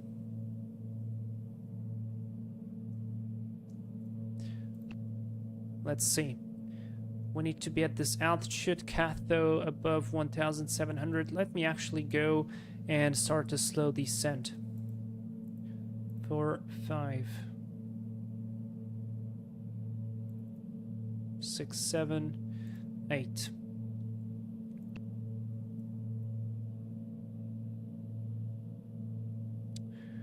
There we go. Let's keep going. 19 miles to go. Away we go, slowly and nicely. I'm going to take a little bit of power, and I'm going to keep talking about the approaches. So, we had all of that, right? And then we have the GPS approaches. I'm going to put just GPS, and you have like RNAV, RNP, all that stuff. I'm not going to talk about the difference of those, but basically it kind of is the same. You have your GPS position, you have the runway, and you have 3 ways of doing it. You have the LNAV GPS approach. How does it work? It works the same way that the VOR or the localizer. So it knows where the runway is. It will put you on a path, or should I say on a course, right? And you intercept that course, and at a certain distance you start your descent. And it is you who manage the descent. So you have to be careful not to descend too much or not to descend too little, right? Then you have your LNAV plus VNAV. And you have more than this in the meanwhile, but I'm just going to skip that because this is the basic understanding. What this gives is, so the approach is coded. So basically, let's imagine this is the ground, this is the airport right here. You have your runway right here, and you have a calculated path. Basically, it says that at this position, at this GPS position, you have to be, let's say, at 3,000 feet. And you will be following a certain direction, and there you will have your missed approach point. And like the descent rate should be whatever according to the altitude that you have displayed on your altimeter. This is how it works. So this uses barometric altitude. All right, and this is specifically or especially dangerous if you are on a very cold day, because you guys know on cold days the air is more dense, and so your altimeter will give you a higher altitude that than the actual true altitude that you are having. I can explain this later, but basically what can happen is, because the GPS and the VNAV is referencing your indicated altitude, and that is different from, let's say, a glide path that's a fixed signal, it can put you lower than you actually should be. And if you have like an obstacle somewhere in the middle, in the winter time, your descent rate can be like this, or your, let's say, glide path can be like this, so you can actually crash somewhere. And that's why there is a third GPS approach called the LPV. This stands for Localizer Performance with Vertical Guidance. And basically what it does, it uses a special geostationary satellite, which you guys saw there, like those 4 names that I talked about when we were going through the menu. Let me just fly the plane for a bit. It uses that geostationary satellite to give you extra precision. So these kind of approaches usually have an associated ID and an associated code. So your airplane can tune to the satellite, load the exact correct procedure, and because then your GPS position is so accurate, instead of using your barometric altitude, and this should be actually baro, it will use your GPS altitude. So it will be your GPS altitude, which will give you a possibility of giving you a glide path similar to the ILS. That's why usually the LNAV has the higher minima, the LNAV plus VNAV will have the medium minima, and then the LPV, because it's the most precise one, will have the lowest minima. Still not like an ILS, but it's close to Cat 1, which is pretty cool. Okay, I hope you understood my drawings. This is pretty shitty, especially because paint is lagging like hell. But I wanted for you guys to understand the difference between these approaches. So now, when we will be displaying them with the GTN, you will actually understand what I'm talking about and how does it work. So I'm closing paint. Let's see where we are. 6,000 feet. Let's check the QNH here at our destination. Weather data 3023, so it's basically the same, which is great. And I can go back, so it will align itself. Yuki, initial approach fix. So the segment for this approach, which is an RNAV, LNAV / VNAV, as you can see here, so it's an LNAV with vertical guidance, will start the final approach fix. So at this fix, I want to be at this altitude to make sure that it will capture the VNAV and then start the descent. Alright, so let's keep descending. I think I should descend probably a little bit faster. Let's take a little bit of power and put the nose down.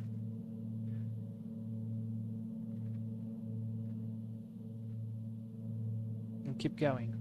Of course, we could cross-check this with the real-world chart, and we should do it, but for just for today, because I want to show this quickly, I want to do this just straight up fast. All right?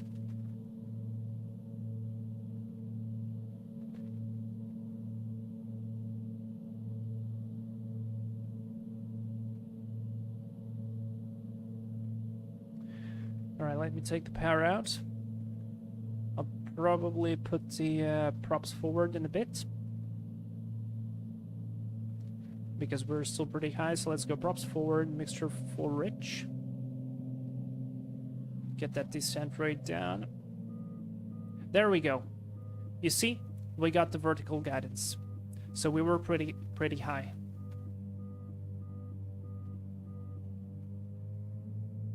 And now it intercepted. You can see that our descent rate has changed. So now we actually captured VNAV. I can add power again.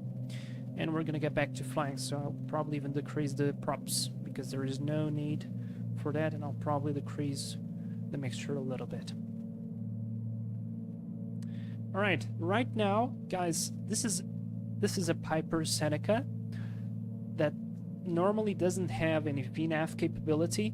It doesn't have any GPS capability, and we are doing one of the most, or I mean, this is not the most advanced, but one of the most advanced GPS approaches with vertical guidance that's possible to do. Isn't this amazing? I'd like to think so.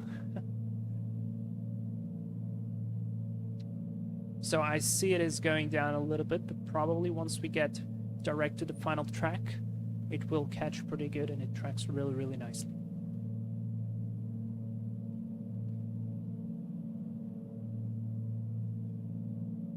Here's the right-hand turn.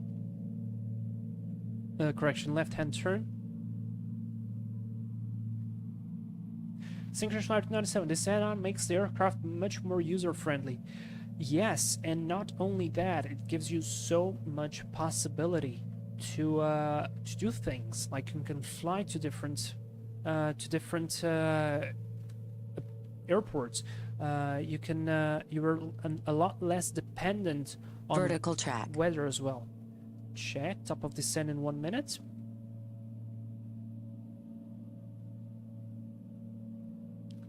It says to me.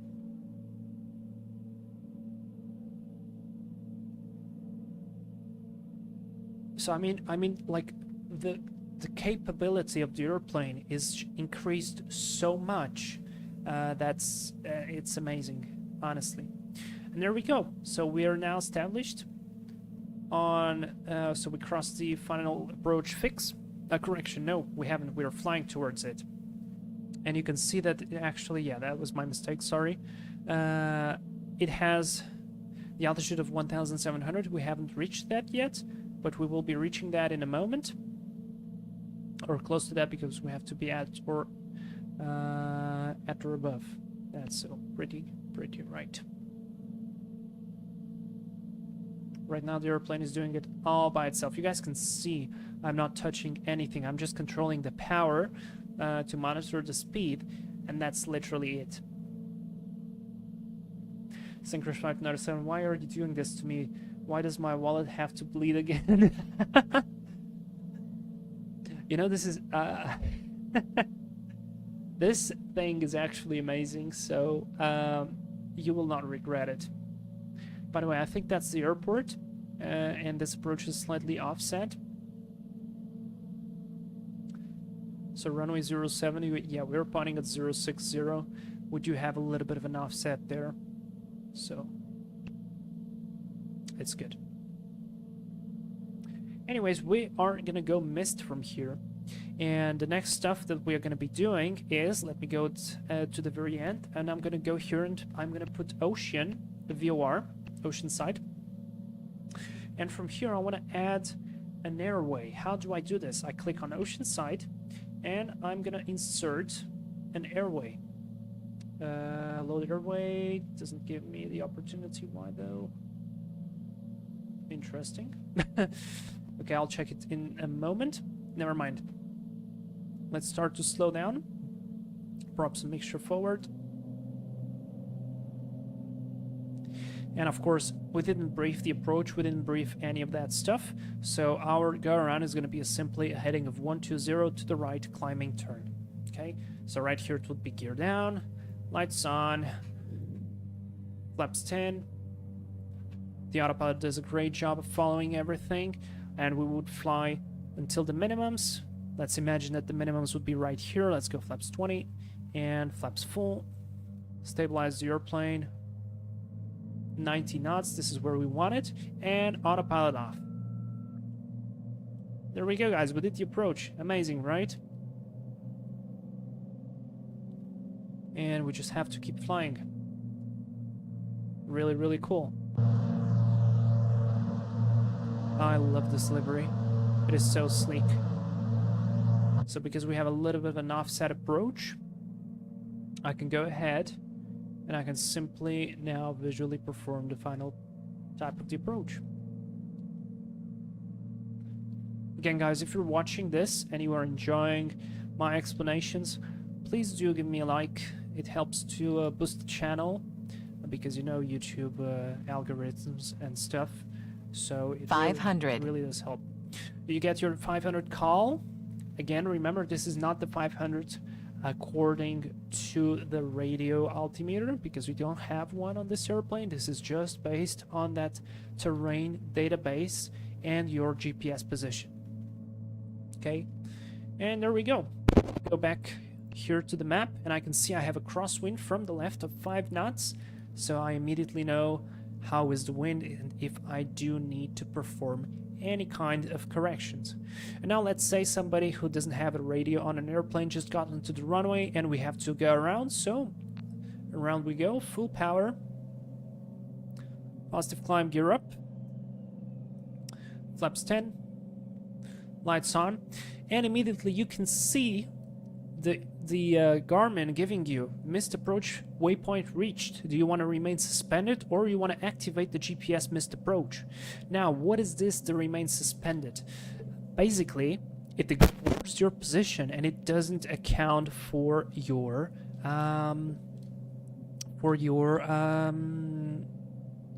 like it doesn't count for the waypoints that you passed. So you become a ghost, let's call it like that. So you immediately see your go around procedure. Basically, it's heading to turn back into the water, probably climbing to a certain altitude, but it's there and it's loading. But because I don't want to do it, we're going to be flying our own missed approach procedure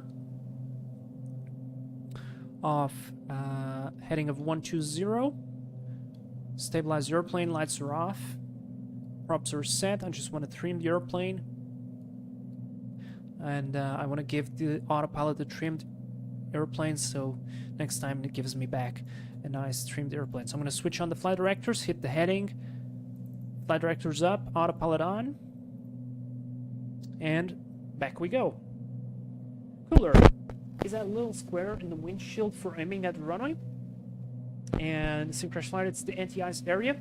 Exactly, yes, it's the anti-ice area, and you can actually remove it. If you don't like it, I think you can press one of the circuit breakers down here, and it will remove it somewhere. It should be one of the circuit breakers.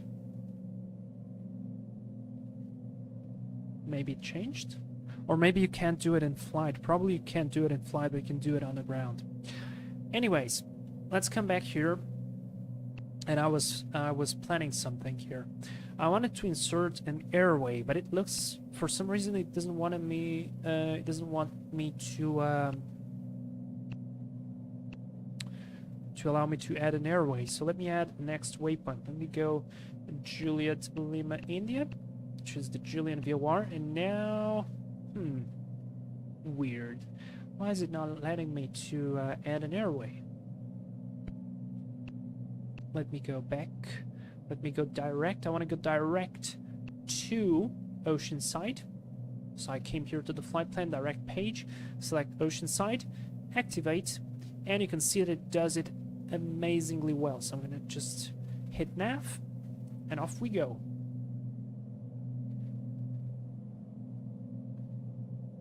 Decrease the vertical speed a little bit.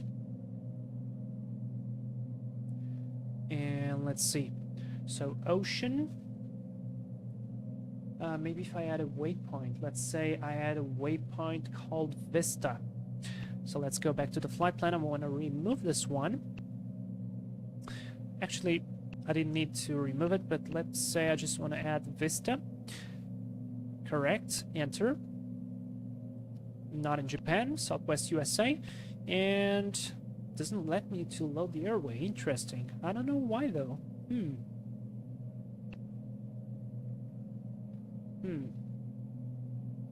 Very weird. So I wanted to show you the way that you can load an entire airway, and it was super efficient and super easy to do. But for some reason it's not working.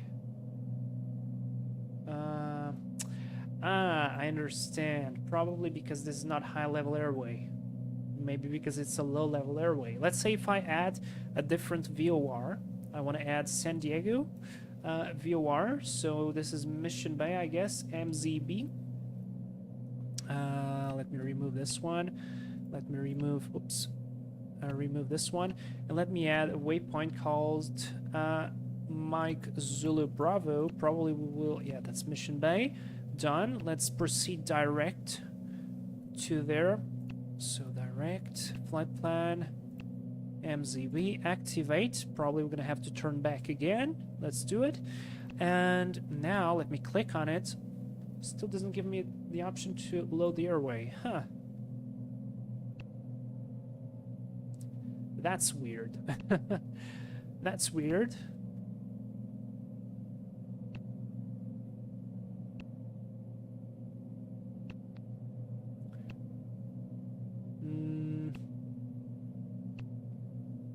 What if I just delete everything and I restart the flight plan? Maybe that's because of it.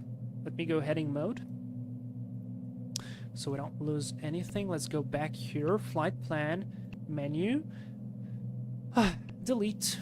Yep, delete everything, and now let's do it again. So Mike Zulu Bravo.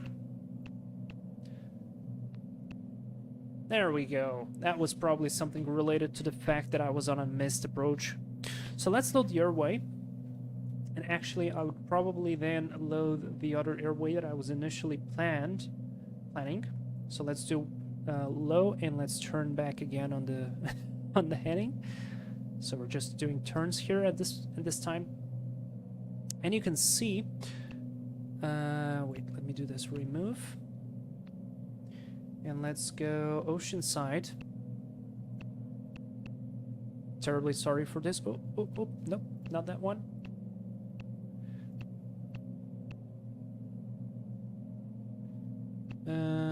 Oceanside. Let's go. Loaded airway, exactly. And it now displays all the airways that actually cross this waypoint. So I want the 208, 458. So 458, this one. And I can immediately select the next waypoint, so the exiting waypoint. In this case, it would be the Julian VOR. Boom, done. It shows you the list. It can preview everything, and I'm just going to hit load. All right. Then I'm going to proceed direct to Vista. Let's go back here to flight plan, Vista, activate nav, passing 8,000 feet, climbing nicely. And I'm going to input the next airway. So I can come here to Julian. I can load airway again. Next airway will be Victor 514, all the way down to Tango Romeo Mike. So I can just search for it. There we go, thermal. And it shows me the airway, it shows me all the waypoints. We have only one waypoint in the middle, which is going to be Warren. And I can load this, and it immediately shows this. So now we have two airways. They are displayed right here in our living waypoint. And let's say you have a lot of airways, you don't really want to see them here. You can click on it. You can collapse the airways.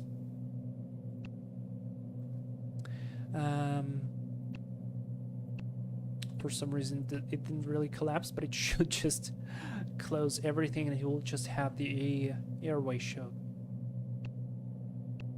Interesting.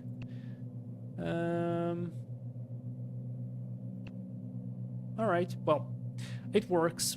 It worked for me before, but you can collapse the airways. Basically, you don't see all the waypoints in the middle.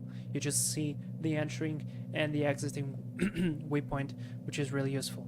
Actually, I think it did with that one with Warren. Yeah, there you go. You saw the waypoint just got away. There you go. That's your collapsed airways. Not sure why that one didn't work. Maybe because we were in the middle of it. Or maybe that's because it's the active airway, probably because of that. All right, very good. Now, I actually wanted to add another airway. So I'm going to load another one. Victor 386. Let's find it. Is that it? Wait, well,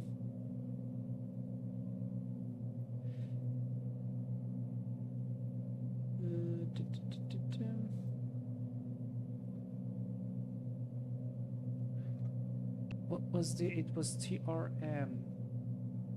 Thermal. The Victor... I wanted to go for Victor 836. I think I wrote this wrongly.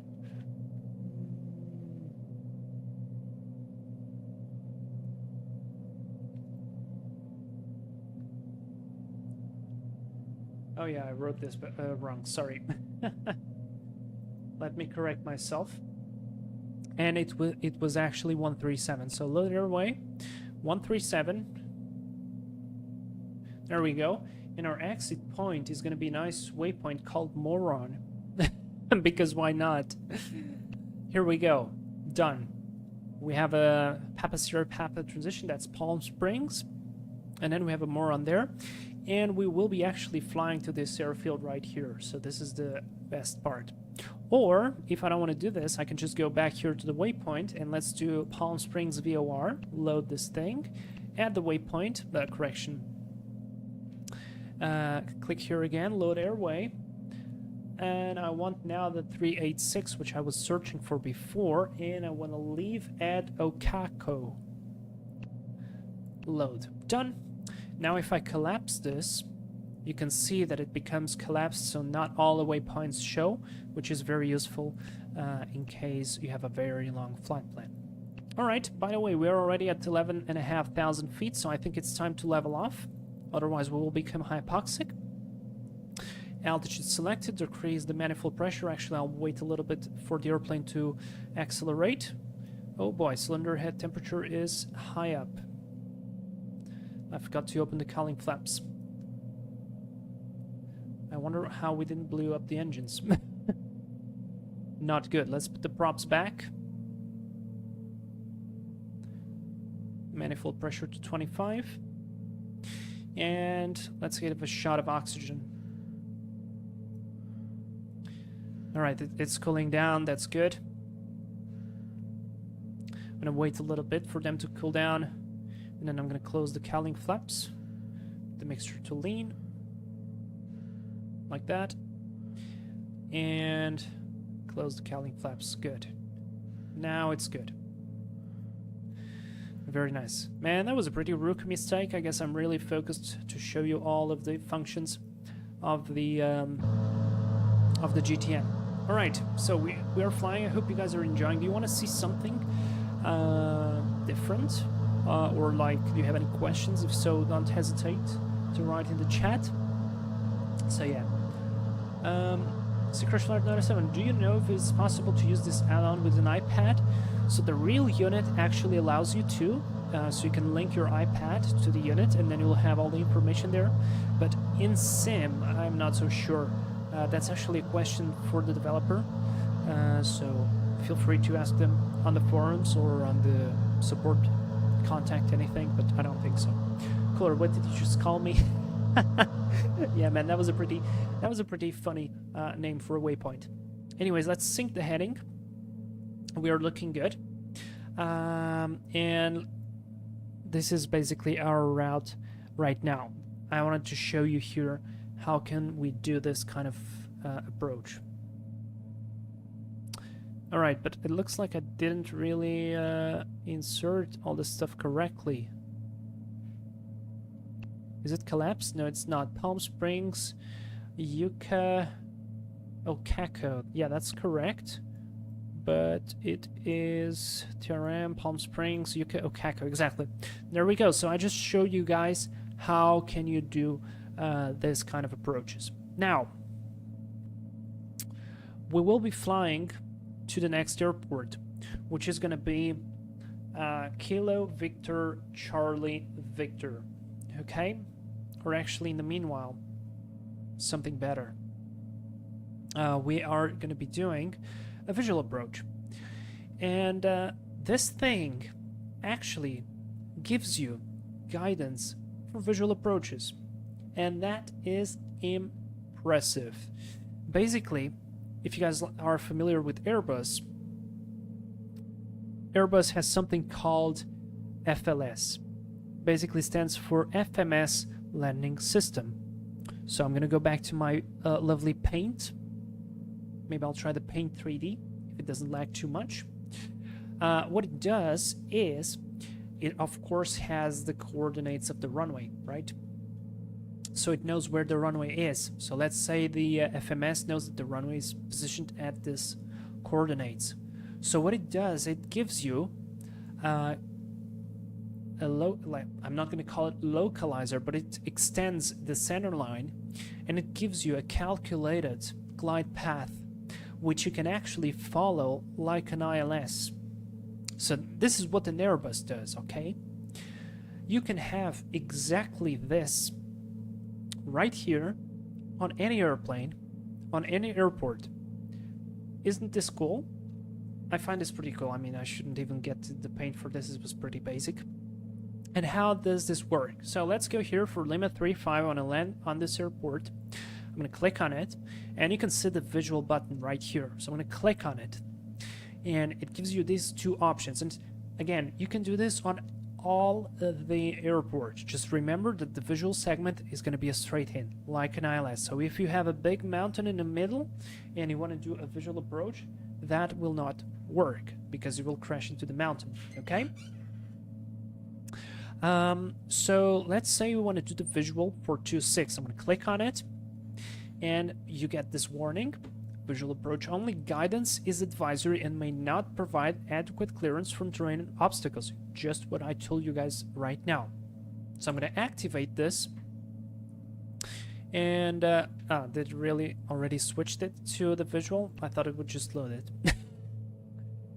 Alright, let's just do a direct to Okako. Wait, back, direct, Okako, and then I'll just reload whatever there will be. And to make things simpler, I'm going to speed up the time so we won't spend too much time just sitting here and in the cruise. We have 66 miles to go. Let's see what's the message. Being Addon available, upcoming flight plan leg not supported. No problem.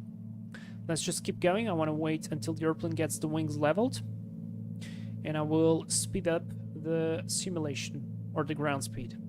I just want the wings to be leveled completely. We have a little bit of wind coming from the left, that's why it is still compensating. Owen Tomlinson, hello, welcome to the live stream. Good morning. If you own the Microsoft version, do they offer a discount for the X-Plane version? That is a very good question. Unfortunately, I do not know how to answer it. Alright, let's accelerate quite a bit the time here. 16 times the ground speed, so, I mean, I'm just displaying how this works. And just look at how it keeps working no matter what we throw at it. It's looking good. Also, maybe this is a good way to display you the terrain awareness system. So we're quite close there to the terrain. What will happen if I just point myself to that terrain? Because it gives certain types of warnings. It gives you glide slope warnings. It gives you sink rate, terrain, pull up, and I think that's about it. So let's point myself straight to the terrain and see if it actually will give me anything. It should give. We are 11.5. So there we go. We're now pointing straight to the terrain. Wings level. Let's accelerate it a little bit. So once it senses that we are on collision path, it should start screaming. Ah, we are slightly above. Let me actually start descending. So altitude off, vertical speed down a little bit.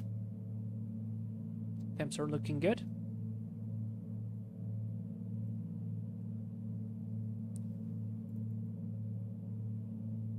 All right. Right now we're flying straight to the mountain, so it should give us the warning.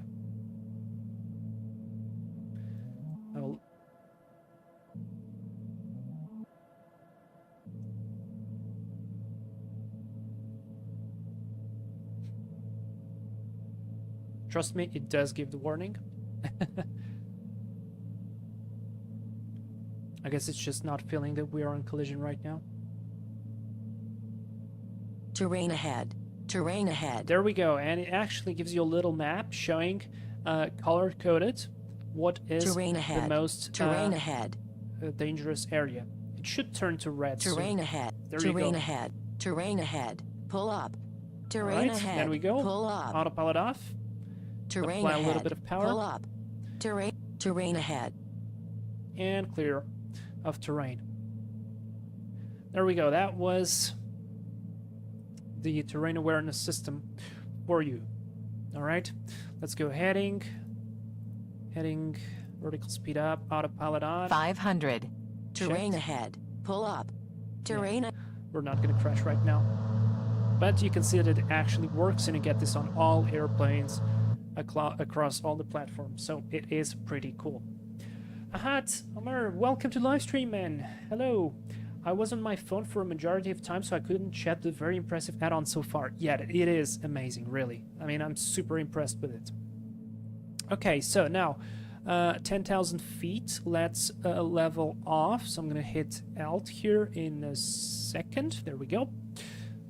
Put the power nicely, and there we go. So let me just accelerate myself again, because there is no point in us waiting here, because we want to see the most amount of stuff this add-on can do, right? So I just want to get to this straight line, which is like the visual approach for the for that airfield. Okay. So 20 miles. We can still see our flight plan there. And let's say this is good enough. Let's actually check something here. Let's come here to this airfield, get some information. So the elevation is 6,752, so plus 3,000. This should be 9,752, so we're not that far away from a good descent profile. So let's activate a visual approach again. So I'm going to go back. Let me actually go again here. Procedures, visual 2.6. That's it. I'm going to load the approach, or I could actually load the approach and activate. Again, it gives that warning. I'm going to activate that one. And because we are in heading select, it will not change anything. But you immediately see that the HSI is now aligned with the runway. And we are now on a vector to intercept. So let's descend maybe a little bit. Let me see if I can actually see the airfield. No, I can't. Totally fine. Let's start to descend slowly. I prefer to be a little bit lower. This is 5 miles, minus 500 sounds good to me. And let's put ourselves flying to Okakos, roughly on a heading.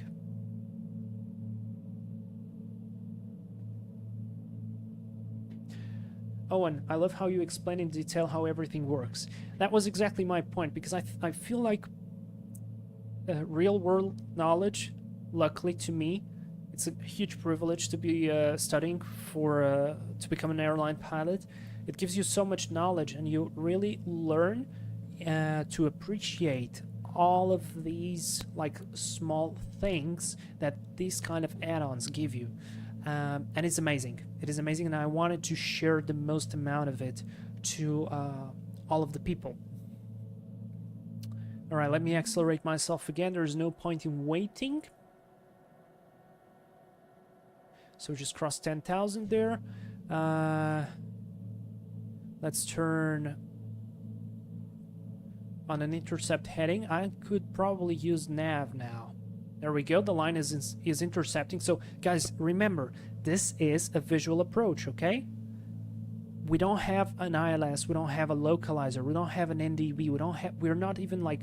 We're just using GPS coordinates and an extended center line. Alright, I'm going to remove this. Let's see, how far are we? We are... That's 15 miles. I just want to see visually. Yo, there is the field. Good. And we should have a graphical... oh. Owen, I'd like to buy you a cup of coffee. Thank you very much, man. Thank you very much for your donation. Wow. Thank you. Really. Oh, no, it lagged. Don't break. I just want to stop my descent at 9,000 until we get the vertical guidance. Yeah, wow, thank you very much. So, where was I? I was telling you guys, we're doing a visual approach right now. There is no frequency, there is no ILS, there is no published procedure. We don't have a chart even, but still, we have this type of guidance. It will give you a vertical guidance later on. Right now it's not showing, it's just giving us the I'm missing the name. It's like the localizer, so the direction to where to point, which is still very nice, and you can track that using your nav, as you can see there. Now I'm almost at 9,000. Also, let me just check what's the QNH there. 3039, yeah, that's important. Let's hit Alt. 3039, that's quite of a significant difference. 3039. There we go, and I can actually accelerate the airplane right now. Add a bit of a mixture there, because we descended. Please level the wings, level your nose, and let me accelerate it.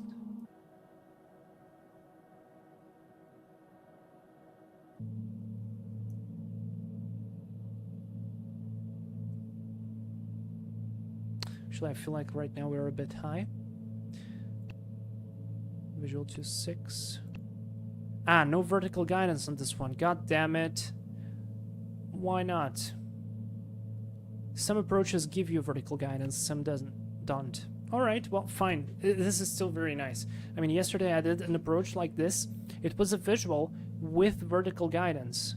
And it was amazing. So you were like literally doing an approach, like on an ILS. Actually, there's 3 reds. Now it's two whites, 2 reds. So we could actually start the descent now visually onto the airport and do the approach. Isn't this really cool? I think so. We might try the visual a little bit later. But now, let's actually open the cowling flaps, props forward, mixture forward, and let's go around and do another approach somewhere else. And that approach will be, let me do heading, flight directors, up, heading, autopilot. There we go. So now I can decrease the props. I can decrease the manifold. Actually not, 36, that's what I want. I can decrease the mixture. And this looks good. Oh, why? The autopilot didn't engage. Heading. Kind of missed it probably. And let's maintain 9.5.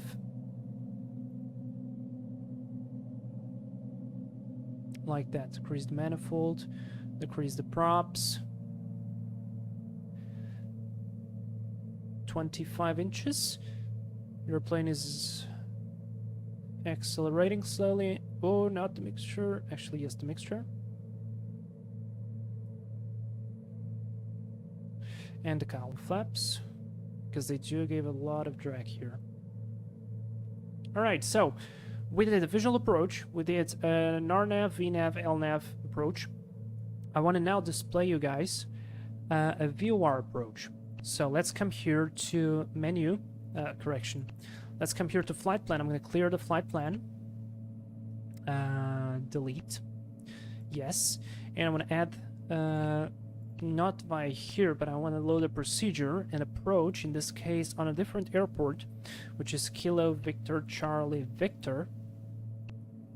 And here we go. You can see the GPS LPV, and you can see the VOR DME plus V, which means vertical guidance, and that's the one I want to load.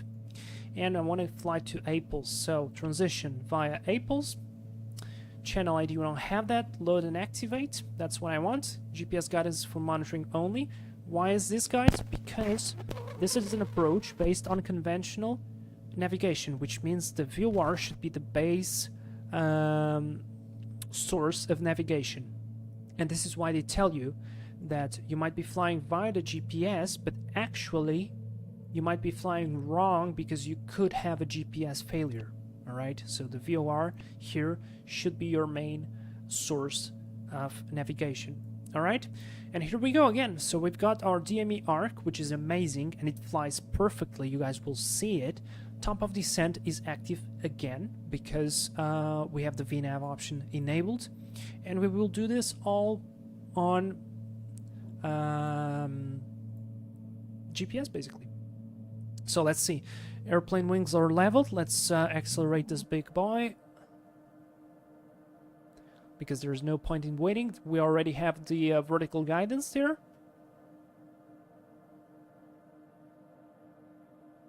"16 times ground speed. Sounds good to me.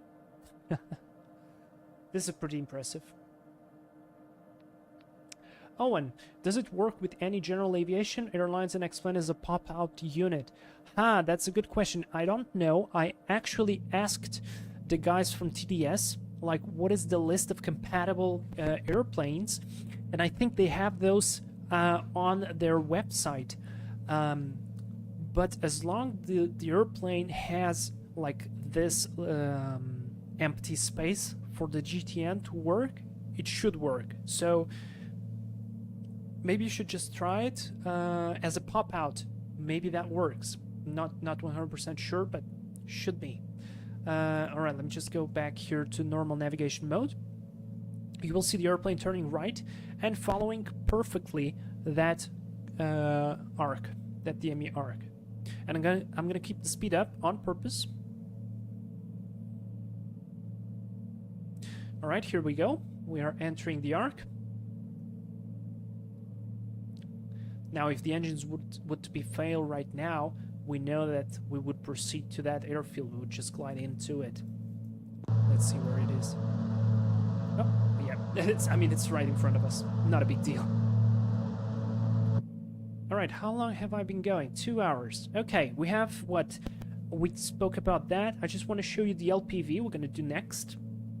And we're going to do the emergency descent. And then we're going to do the ILS back to Ontario. And that's going to be it. So 1 hour should be, yeah, within the limits. Alright, here we go. We are following now the DME arc. The airplane is doing just fine. By the way, here we have the button to like ignore where we're going. So it stops basically accounting for the waypoints that you fly over. This way you prevent your original route. You preserve, sorry. I missed the name. And that's pretty cool. You know what? I think it's time to give another warning, another scheduled message. Hit the like button. Let's actually edit the message. Type, let's do periodic, every 10 minutes, or let's do 15 minutes. 10 minutes I think is too much. Enter, and enter. And the timer is up. So whoever is watching every 15 minutes, don't forget to hit the like button. And Owen, again, thank you very much for your donation of $10. That's very kind of you. Alright, as you can see, the airplane is doing a fantastic job following. We can actually track it here, and it gives a good indication. So let's fly the entire arc. I will actually fly a little bit faster. Let's do 2,300 on the RPM. Let's do 30 inches of manifold pressure. Just add a bit of mixture there. I don't care about the fuel right now. I just want to fly. And as you can see, this airplane is quite thirsty. We already burned about 12 gallons. Vertical track. Checked. So that's within 1 minute. And let's go back here. Let's go to utilities, fuel planning, and you can see that right now we are flying at a fuel flow of 23.8 gallons per hour, which will give us an endurance of 2 hours and 24 minutes. And it gives already the reserve at the destination, so it immediately assumes what is your destination. Or if let's say I want to calculate this for Ontario, so it will give me the reserve at Ontario, fuel at Ontario, and how much fuel do I have required to go to Ontario. I mean, this is pretty cool, right? Okay, let's go back here. The airplane should start descent soon. Almost on top of descent. I wonder if I do have to hit approach. I don't think so. Should do it by itself. on nav. That thing should start going down slowly soon. But so far, the airplane is tracking amazingly. Look at this DME arc. This is pretty cool. Elias the Simmer, hey, great to see you here. Just in time for one more display of the VOR. And now the TOD kind of passed that again. So I wonder if that's because it is either wrong or it's something that I didn't do correctly. VNAV is enabled. But it still shows me the vertical deviation. Oh, there we go. It's coming on now. Maybe I just found like a small bug or something, but it's still pretty good. It should start the descent now. Oh shit. Oh no. I just switched off the thing. No. Please tell me it didn't lose anything. Oh god damn it. Let's switch to heading. Heading and altitude. TOS. System test okay. No, I actually botched the approach. It's alright. Let's do it the easier way. Let's do cancel back map because it's the closest airport to us. We just hit it here. We go waypoint info procedures. I want to find a VOR. There we go.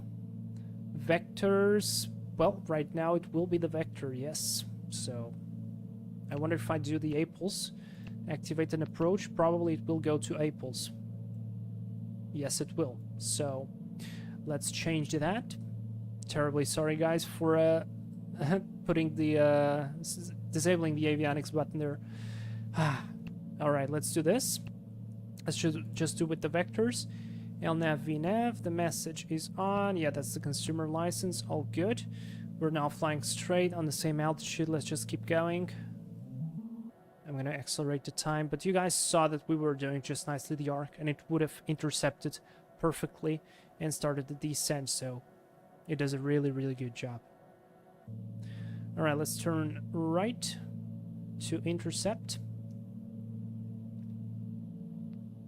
And I wonder if I just enable nav, will it put on a heading intercept, or will it do already something else? So let me see, I'm going to switch the heading to that, and I want to see what it does there.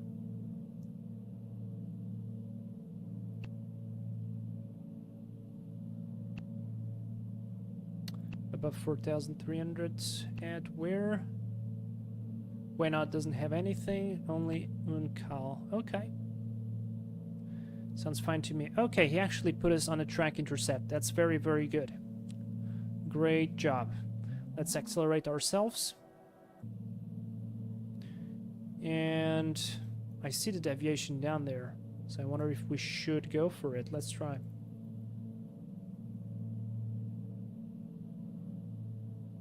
Decrease the power. The airplane is leveling. I wonder if I hit approach. Will it go for it? Yeah, looks like so. Look at that. It's going for it. Probably because this is a conventional approach. Let's go power to idle. Let the airplane descend as quick as possible, or power almost to idle. Oh, and by activating approach, if it will start descending on its own. Yes. Yes, it will. Let's actually check there the VNAV stuff. It doesn't show me here, though. Oh, probably because we haven't reached that constraint yet. But we are definitely high. I mean, that's the airport. Let's go props full forward.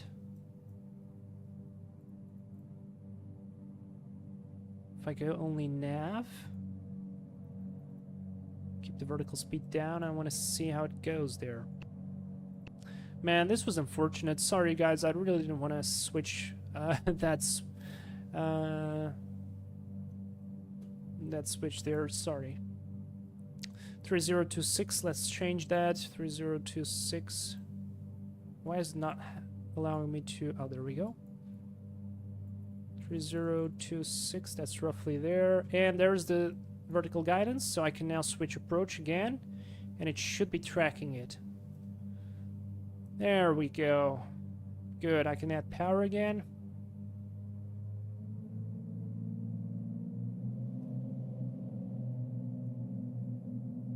Very good. There we go. Again, it's providing us vertical guidance on a VOR approach where there isn't really any vertical guidance. And we are doing it on a coupled approach with glide slope. I mean, this is amazing. Thanks to the GPS capabilities of this GTN. So that's pretty impressive. PC is ready. I make a break. Nice and crush flyer. Yeah, I have been going for with a lot of information. Alright, so here we go. This is the VOR approach. We did the arc. I'm terribly sorry for breaking the arc there, but you guys had the idea that it would just keep turning and then it would intercept the inbound radial, basically allowing us to fly.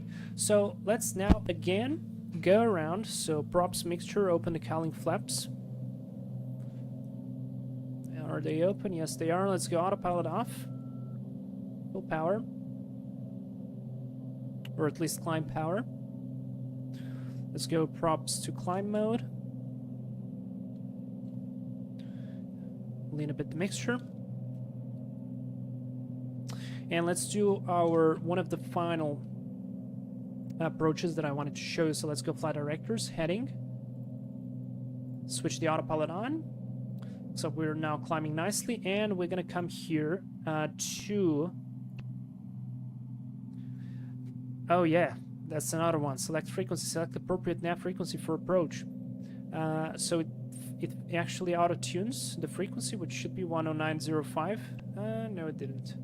109.5, but it actually gives you the warning for to tune the correct frequency, because you should fly the approach by conventional navigation.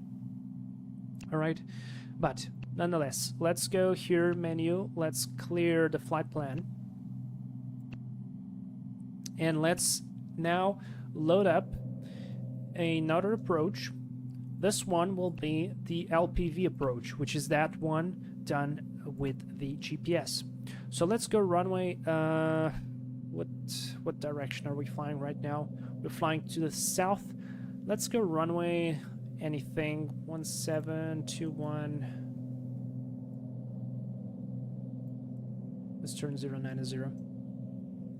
Let's go runway 03 LPV, so it automatically loads it. And I'm turning it the wrong way.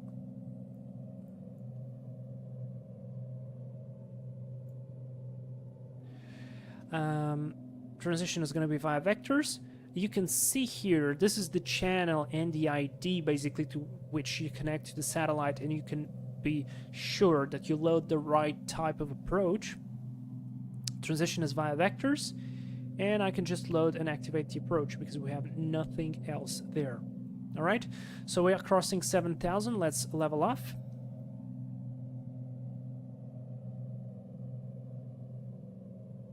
Let the airplane accelerate.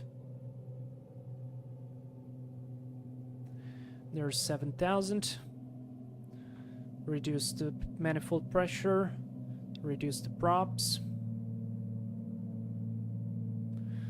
Close the cowling flaps.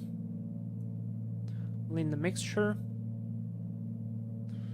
Set about 27 on the manifold pressure. This looks good to me. Alright, now, to make things a little bit easier, again, we will be on a vector intercept.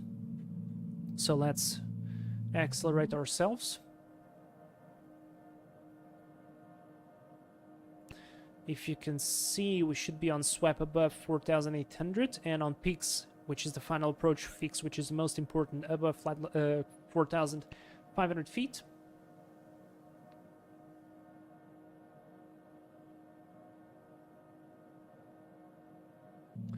Alright, and we can now turn inbound.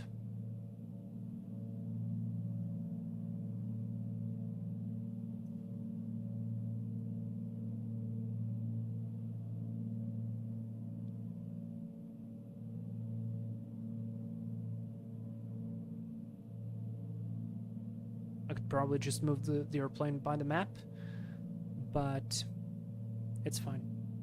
I could also just select a direct to. Why not, right? Direct to flight plan. Let's go via SWEP and activate. No, I... God damn it. Wrong direct to.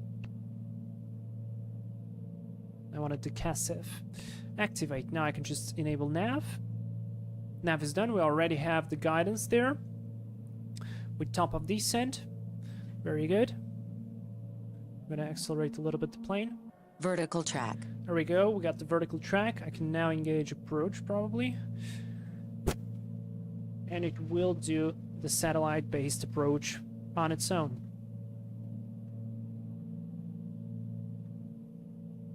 You can see flight director, approach, coupled, altitude, autopilot.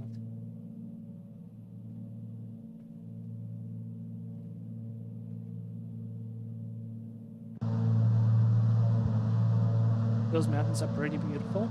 They look great with this black livery. There we go. We're just crossing the vertical track, and there we go. The airplane started its own descent.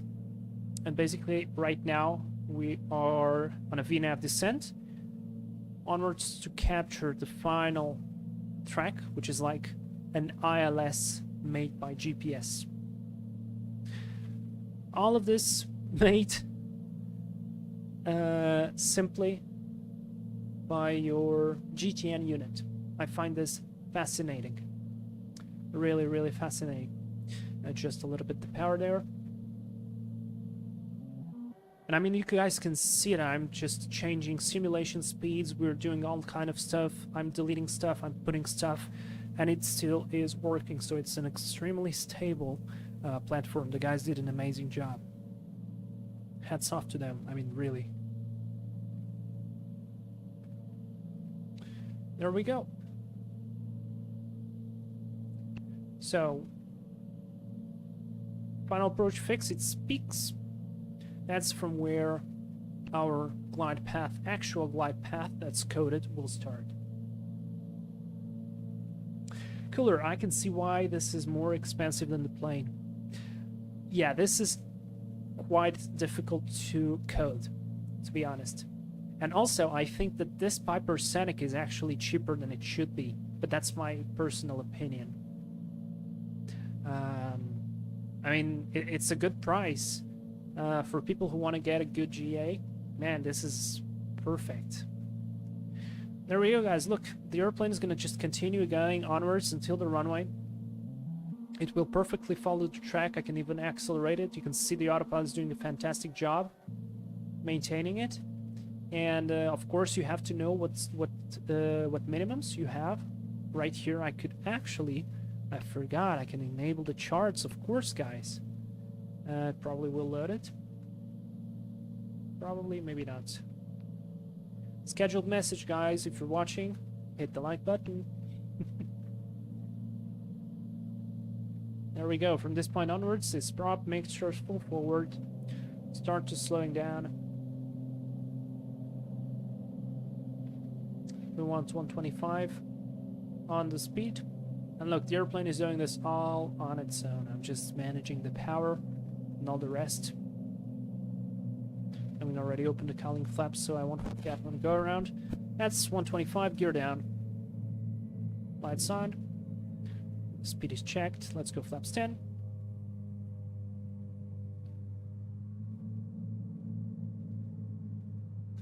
And flaps 20. And flaps full. 90 knots. Just set the power.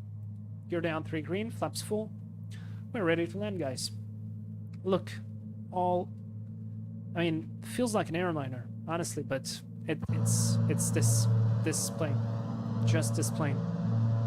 With this unit.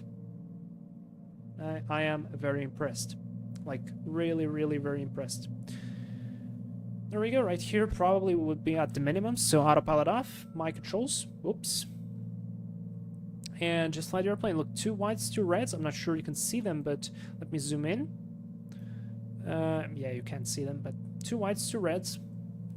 We still have the vertical guidance being displayed.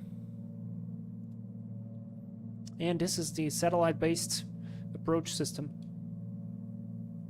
or satellite augmented. So it's like a backup. Not a backup, but it's like an improvement of precision.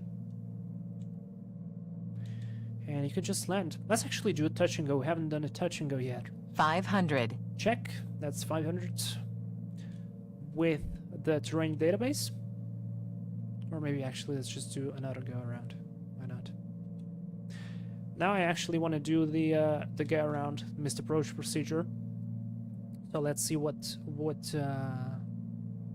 be the guidance there. But if I set flight directors, nav, no, it doesn't allow me. Okay, fine. A bit high. It's pretty good, guys. It's pretty good. And you can see your wind, you can see everything. It is pretty nice. Alright, we don't like it, go around. Go around power. Positive climb, gear up. Flaps 10. Lights off. Blue line. Trim the airplane properly. And activate GPS missed approach. There you go. I can go flight director. Nav. Up. Autopilot on. Done. Just like an airliner. Now I can focus on the props. On the mixture. And on the power. Easy. Cooler. Well, I must head out. Thanks for the showcase so far. You're welcome. We are now on the final straight. And by the way, just wishing you a great weekend. Again, sorry I will not be able to stream tomorrow. I'd really want to, but unfortunately it will not be possible. I will be flying in real life. So it's good. It's good anyways. See you soon then. Owen Tomlinson, does it work the same way with the ILS approach? Yes, it does, and I will actually demonstrate. The ILS is going to be our last approach. So right now we're just doing the normal missed approach procedure for this airport. Cooler, enjoy your flight. Thank you very much, and thanks for tuning by. See ya. We will now be flying to back to Ontario. So I'm going to go here. I'm going to clear the flight plan again. I'm going to delete that. Back to heading mode. Delete the flight plan. Yes. Let's go back here. Let's go. Actually, sorry. I want to go here to procedures. Arrival. I mean, we can load the approach completely. But I don't think it will be anything worth it. Like you have all the stars here. Let's say Jackie, via Jackie. For whatever runway you want to go. I want to go, for example, for 26 left. Here we go. I can load the arrival. You can immediately see that the restrictions are crossed because we are below this altitude, so it's not possible. And it actually gives me radar vectors until the end. So I'm just going to ignore that. Inside airspace alert. So actually this is probably some important airspace. Let's turn back. And let's decrease the nose. And let's load the arrival procedure for Ontario. ILS 26 left.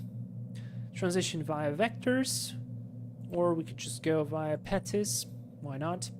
No channel, no ID. I can just load approach and activate. And again, it says the GPS guidance is for monitoring only. Activate approach. Yes, we should activate the approach. And we can engage nav. Now it is flying direct to Pettis. And, I mean, how much simpler could this be? 4,120 feet, that's our initial approach fix. So right now we're still climbing. I want to stop at 6. I mean, we have some mountains right in front of us. Some pretty significant mountains right there. We can actually check the terrain. If they do affect us, they do not affect us. So 6,500, I'm going to stop my climb.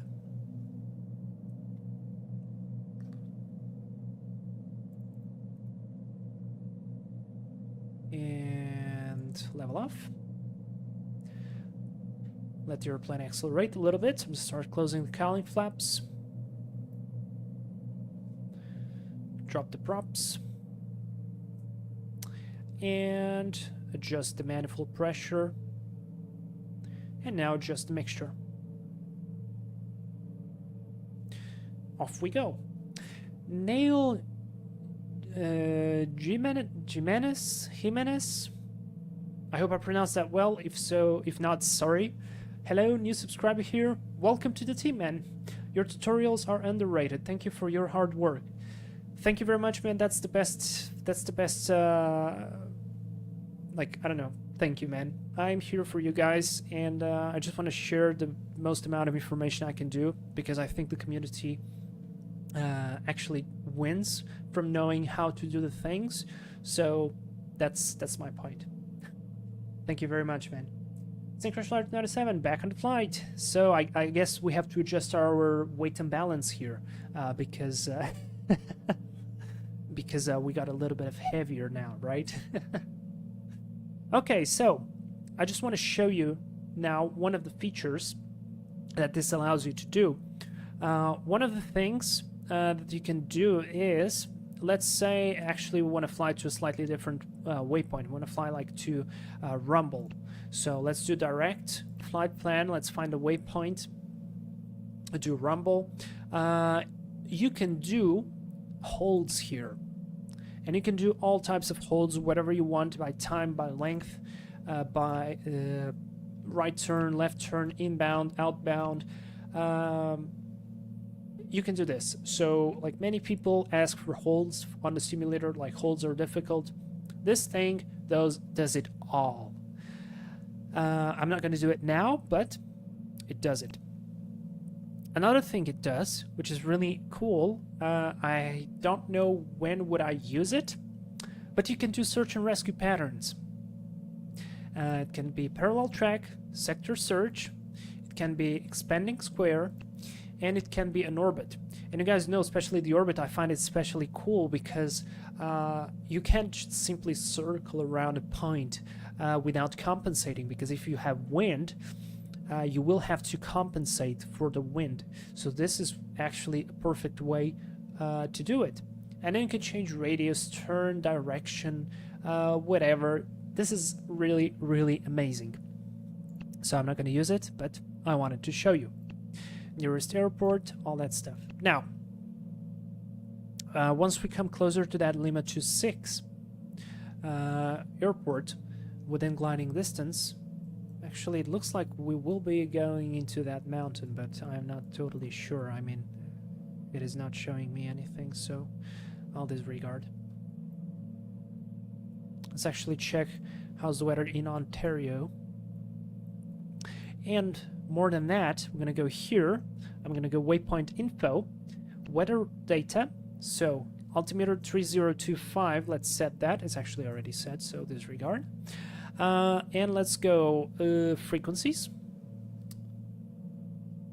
ILS, we are going for the ILS 26 left, right? Am I going for the 26 left? Yes, I am. 26 left, correct.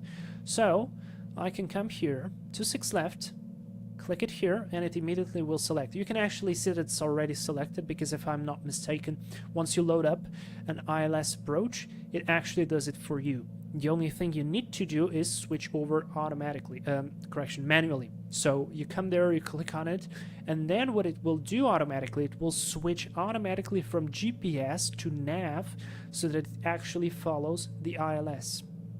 And that's a pretty cool thing. But you'll see, I'll show you in a minute. All right, now I'm gonna go get back here. See here, we are within limit 26 airfield. It should be right there. So now, let's say we have an emergency, we need to immediately go there. I can activate Smart Glide. So if I hit this, it will calculate, and it will give you literally flight director guidance to glide to the airfield. And if you are in a turn or something, or you're like turning around, look, see, it calculates this by itself. This is amazing. Synchronous Flyer, did Flat say I'm fat? No, I just said we have to adjust the weight and balance. Isn't this cool, guys? I think this is pretty amazing, and it adjusts this automatically. I find this amazing. We can also squawk 7700 automatically. Done. Or we can just simply cancel the glide and emergency mode is deactivated. So now let's get back to nav. Let's actually go heading and redirect ourselves back to whatever we were flying. So, oh, by the way, that's, ooh, get away. Get away. That's the vectors, like track option that this GTN allows you to do. All right, I wanted to go, we were going for what? I think we were going for Pettis, right? Activate, nav. Oh, I think so, yeah, back on track, good. Alright, so the frequency is set, the CDI will be set automatically as well, but it still will give us a message for us to make sure that we actually set it correctly. And that's about it. Alright, what am I missing? I think I spoke about most of the stuff. I'm gonna come here to my notes. I have a long list of notes. Oh yeah, I wanted to check something. So let's open VATSIM, XPilot. I'm going to load up this. I'm going to connect. I'm going to put this PA34. November 123, doesn't really matter. Connecting observer mode.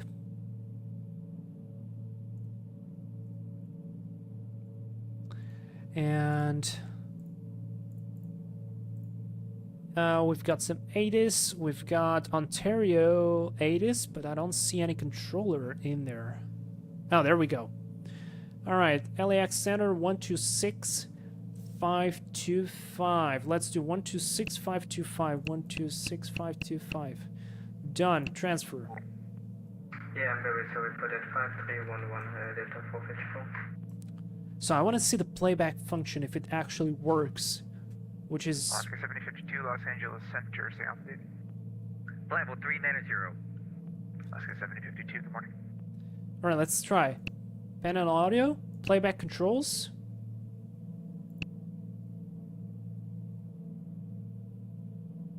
Oscar 7052, descend and maintain. Dude, it works! The 7052, descend now, maintain flight level 340. Or wait, no, that's not it. 340, Never mind. Alaska 7052. No, wait, that didn't work. Stand by. 211 airport, 9 o'clock. Okay, wait, let me see then if the monitor works.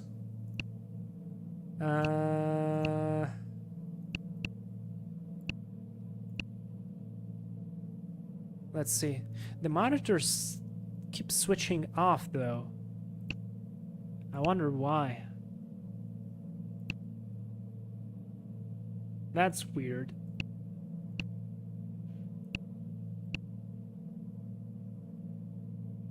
Yeah, this is probably a bug. Alright, so that didn't work. 567 to Palm Springs, best clearance please to Phoenix. American 2567, Palm Springs is controlled by SoCal approach. They're on 128.05. So they are, yes, apologies, speak to you later. Skybus 1006, welcome to Vegas. Where are you parking? Yes, that's Sparks, Skybus 706. Skybus 1006, cross 26 right at Alpha 7, then right Bravo to the gate of your choice. So I guess this doesn't work, unfortunately. Ah, man. I'd really like it to work, but I'll take it. Vertical track. Checked. Let's see if I can engage approach here, and it will follow the vertical track, even though we have no guidance here, so never mind. I'll keep on nav then. Nav and altitude. We've got a message here, and the message, hit the like button. I had to, yeah. I mean, for what it has though, this is like a minor thing, so it doesn't really matter to me. Okay, so Los Angeles Center, Delta 81 Heavy would like to request flight level 4. let's change frequencies. Let's change the transponder back to 1200. And top of descent is still ahead of us. Or do we have any guidance? Does it look like? Oops. 4,110 and 3,400. I mean, we should start down soon, right? We should.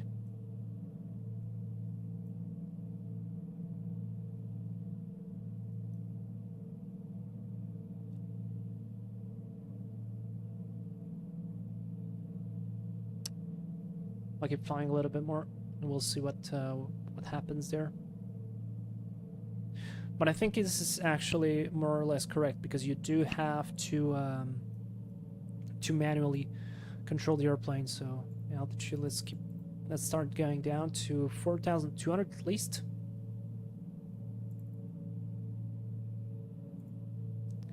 And let's see, what else do I have here on the list?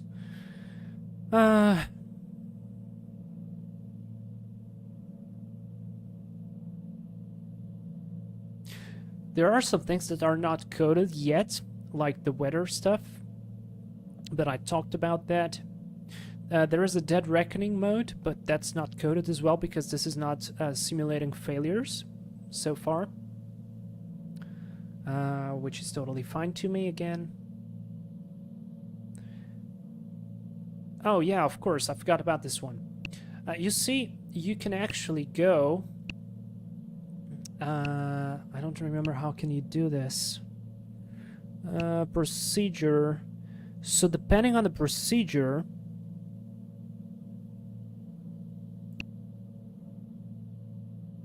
I mean, the approach is activated, so... Let's keep going down.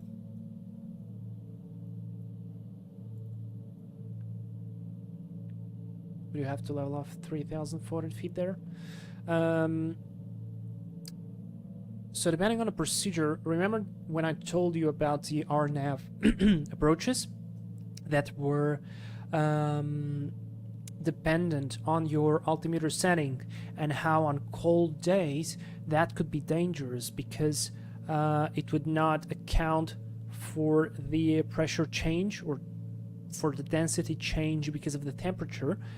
Well, you actually can compensate that, because you can insert the temperature at the certain waypoint or whatever that needs to be compensated, and it does that. So it's pretty cool. Alright, here we go. We are turning, passing 4,400 feet. Inbound. I will level off at 3,400, which is the requirement. No idea why we didn't get the vertical guidance there from the start, but it works sometimes. I mean, it works. Maybe because I just threw so much at it now that it's actually fine. Alright, approaching our descent altitude. Let me decrease the descent rate, or level off altitude. And start to adding power. Terminal mode, that's correct. Hit altitude now. Done. It will level off. And it should give me the warning that you should check your frequencies and your CDI course.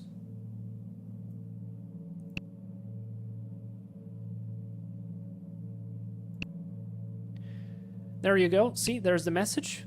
Select frequency, select appropriate nav frequency for approach. So I can just come here, and guys, check this out. Look, I'm going to change it. And as soon as I change it, look, it changes it automatically. So right now, we are flying via, we need to activate it again, nav, localizer, and the glide slope. So I could just click on approach. What did I do? There we go. No. Bugged. Whatever. It didn't want to follow it, so I'm going to follow it manually. But you guys saw the switch, and it's really cool. I think I bugged somewhere there. Probably clicked on something I should not be clicking. Flight directors, approach please. Coupled autopilot. There we go. And that's it. It's set. It's set and it's ready for the approach. So right now, just fly your airplane like you would normally do. Props, mixture. Cowling flaps, I'll just open them a tad. Start to decelerate. And that is it.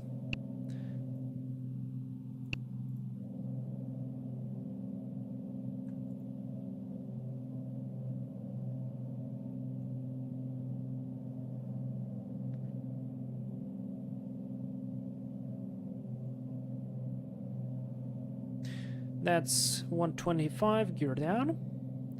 Lights on. Let the speed go down, and then I'll put the flaps.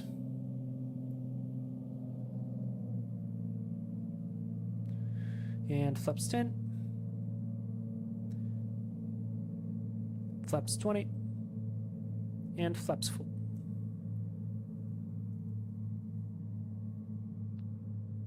That didn't work though on that side. Done. There we go. We are stable. Gear down. 3 green.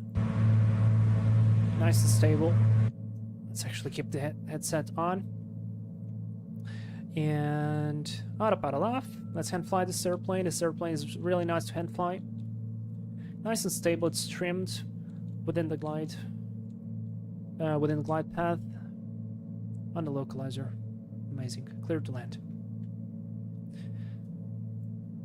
Last thing I want to do is I want to check how the traffic is shown on the TCAS, and probably that's about it. But I don't think I will be showing that today. I think that was good enough. Do you guys have any questions for the last part as I land this airplane and then we get parked and get going? I need some rest. I still need to prepare my flight for tomorrow. So yeah.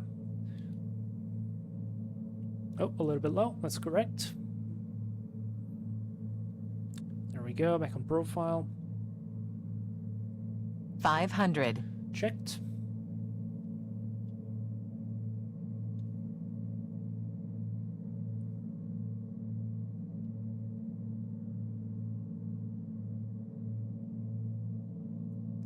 Very nice. Man, what a brilliant add-on and what a brilliant plane, I have to say.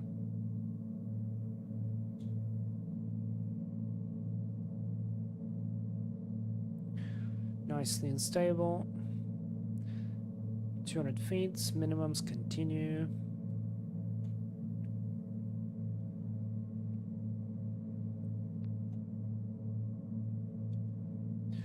Right back where we started. Let's get back on the center line. Middle marker. Intermediate marker. And doing a little bit of a long landing, no problem at all. Slowly putting it to idle. And welcome to Ontario. Flaps up. Pedals are a little bit sensitive for me. Cowling flaps open.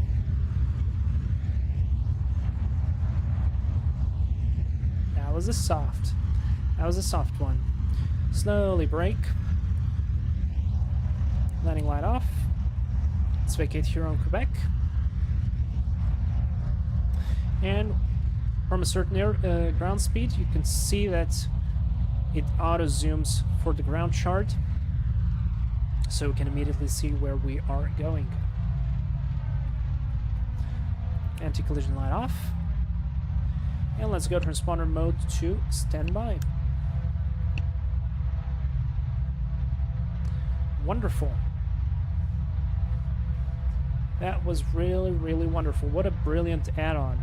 Really elevates the experience of flying these small GA airplanes, and it allows you to do so much more. Oh, and thank you very much, and the HUD, thank you very much as well. Let's now get this parked up, shut down. I think it's good for today. I spoke a lot of information. You guys are probably tired as well.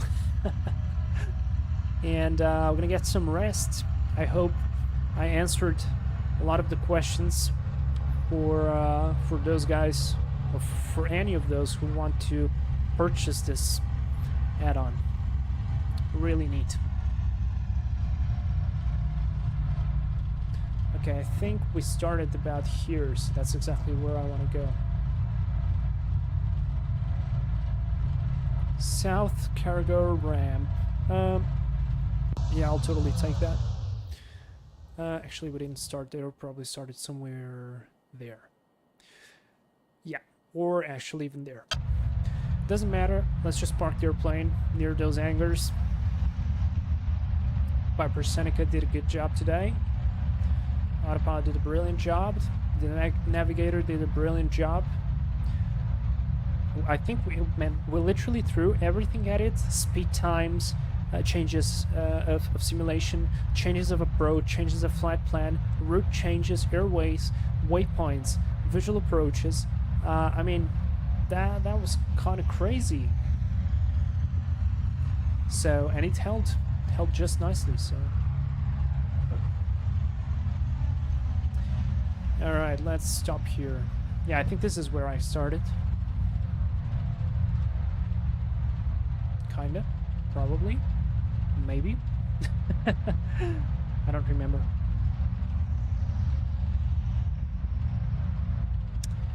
But anyways, let's just park the airplane right here.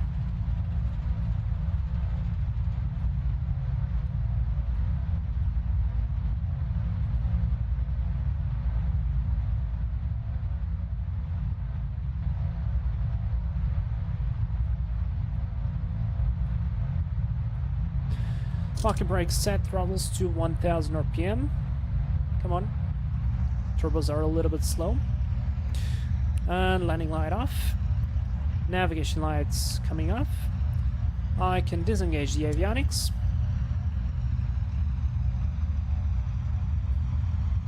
Throttles are stable. And shut down the engines.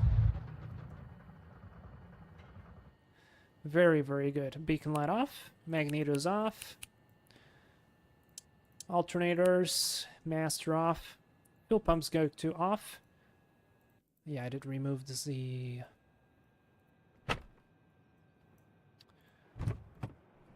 noise cancelling headphones, and that is it.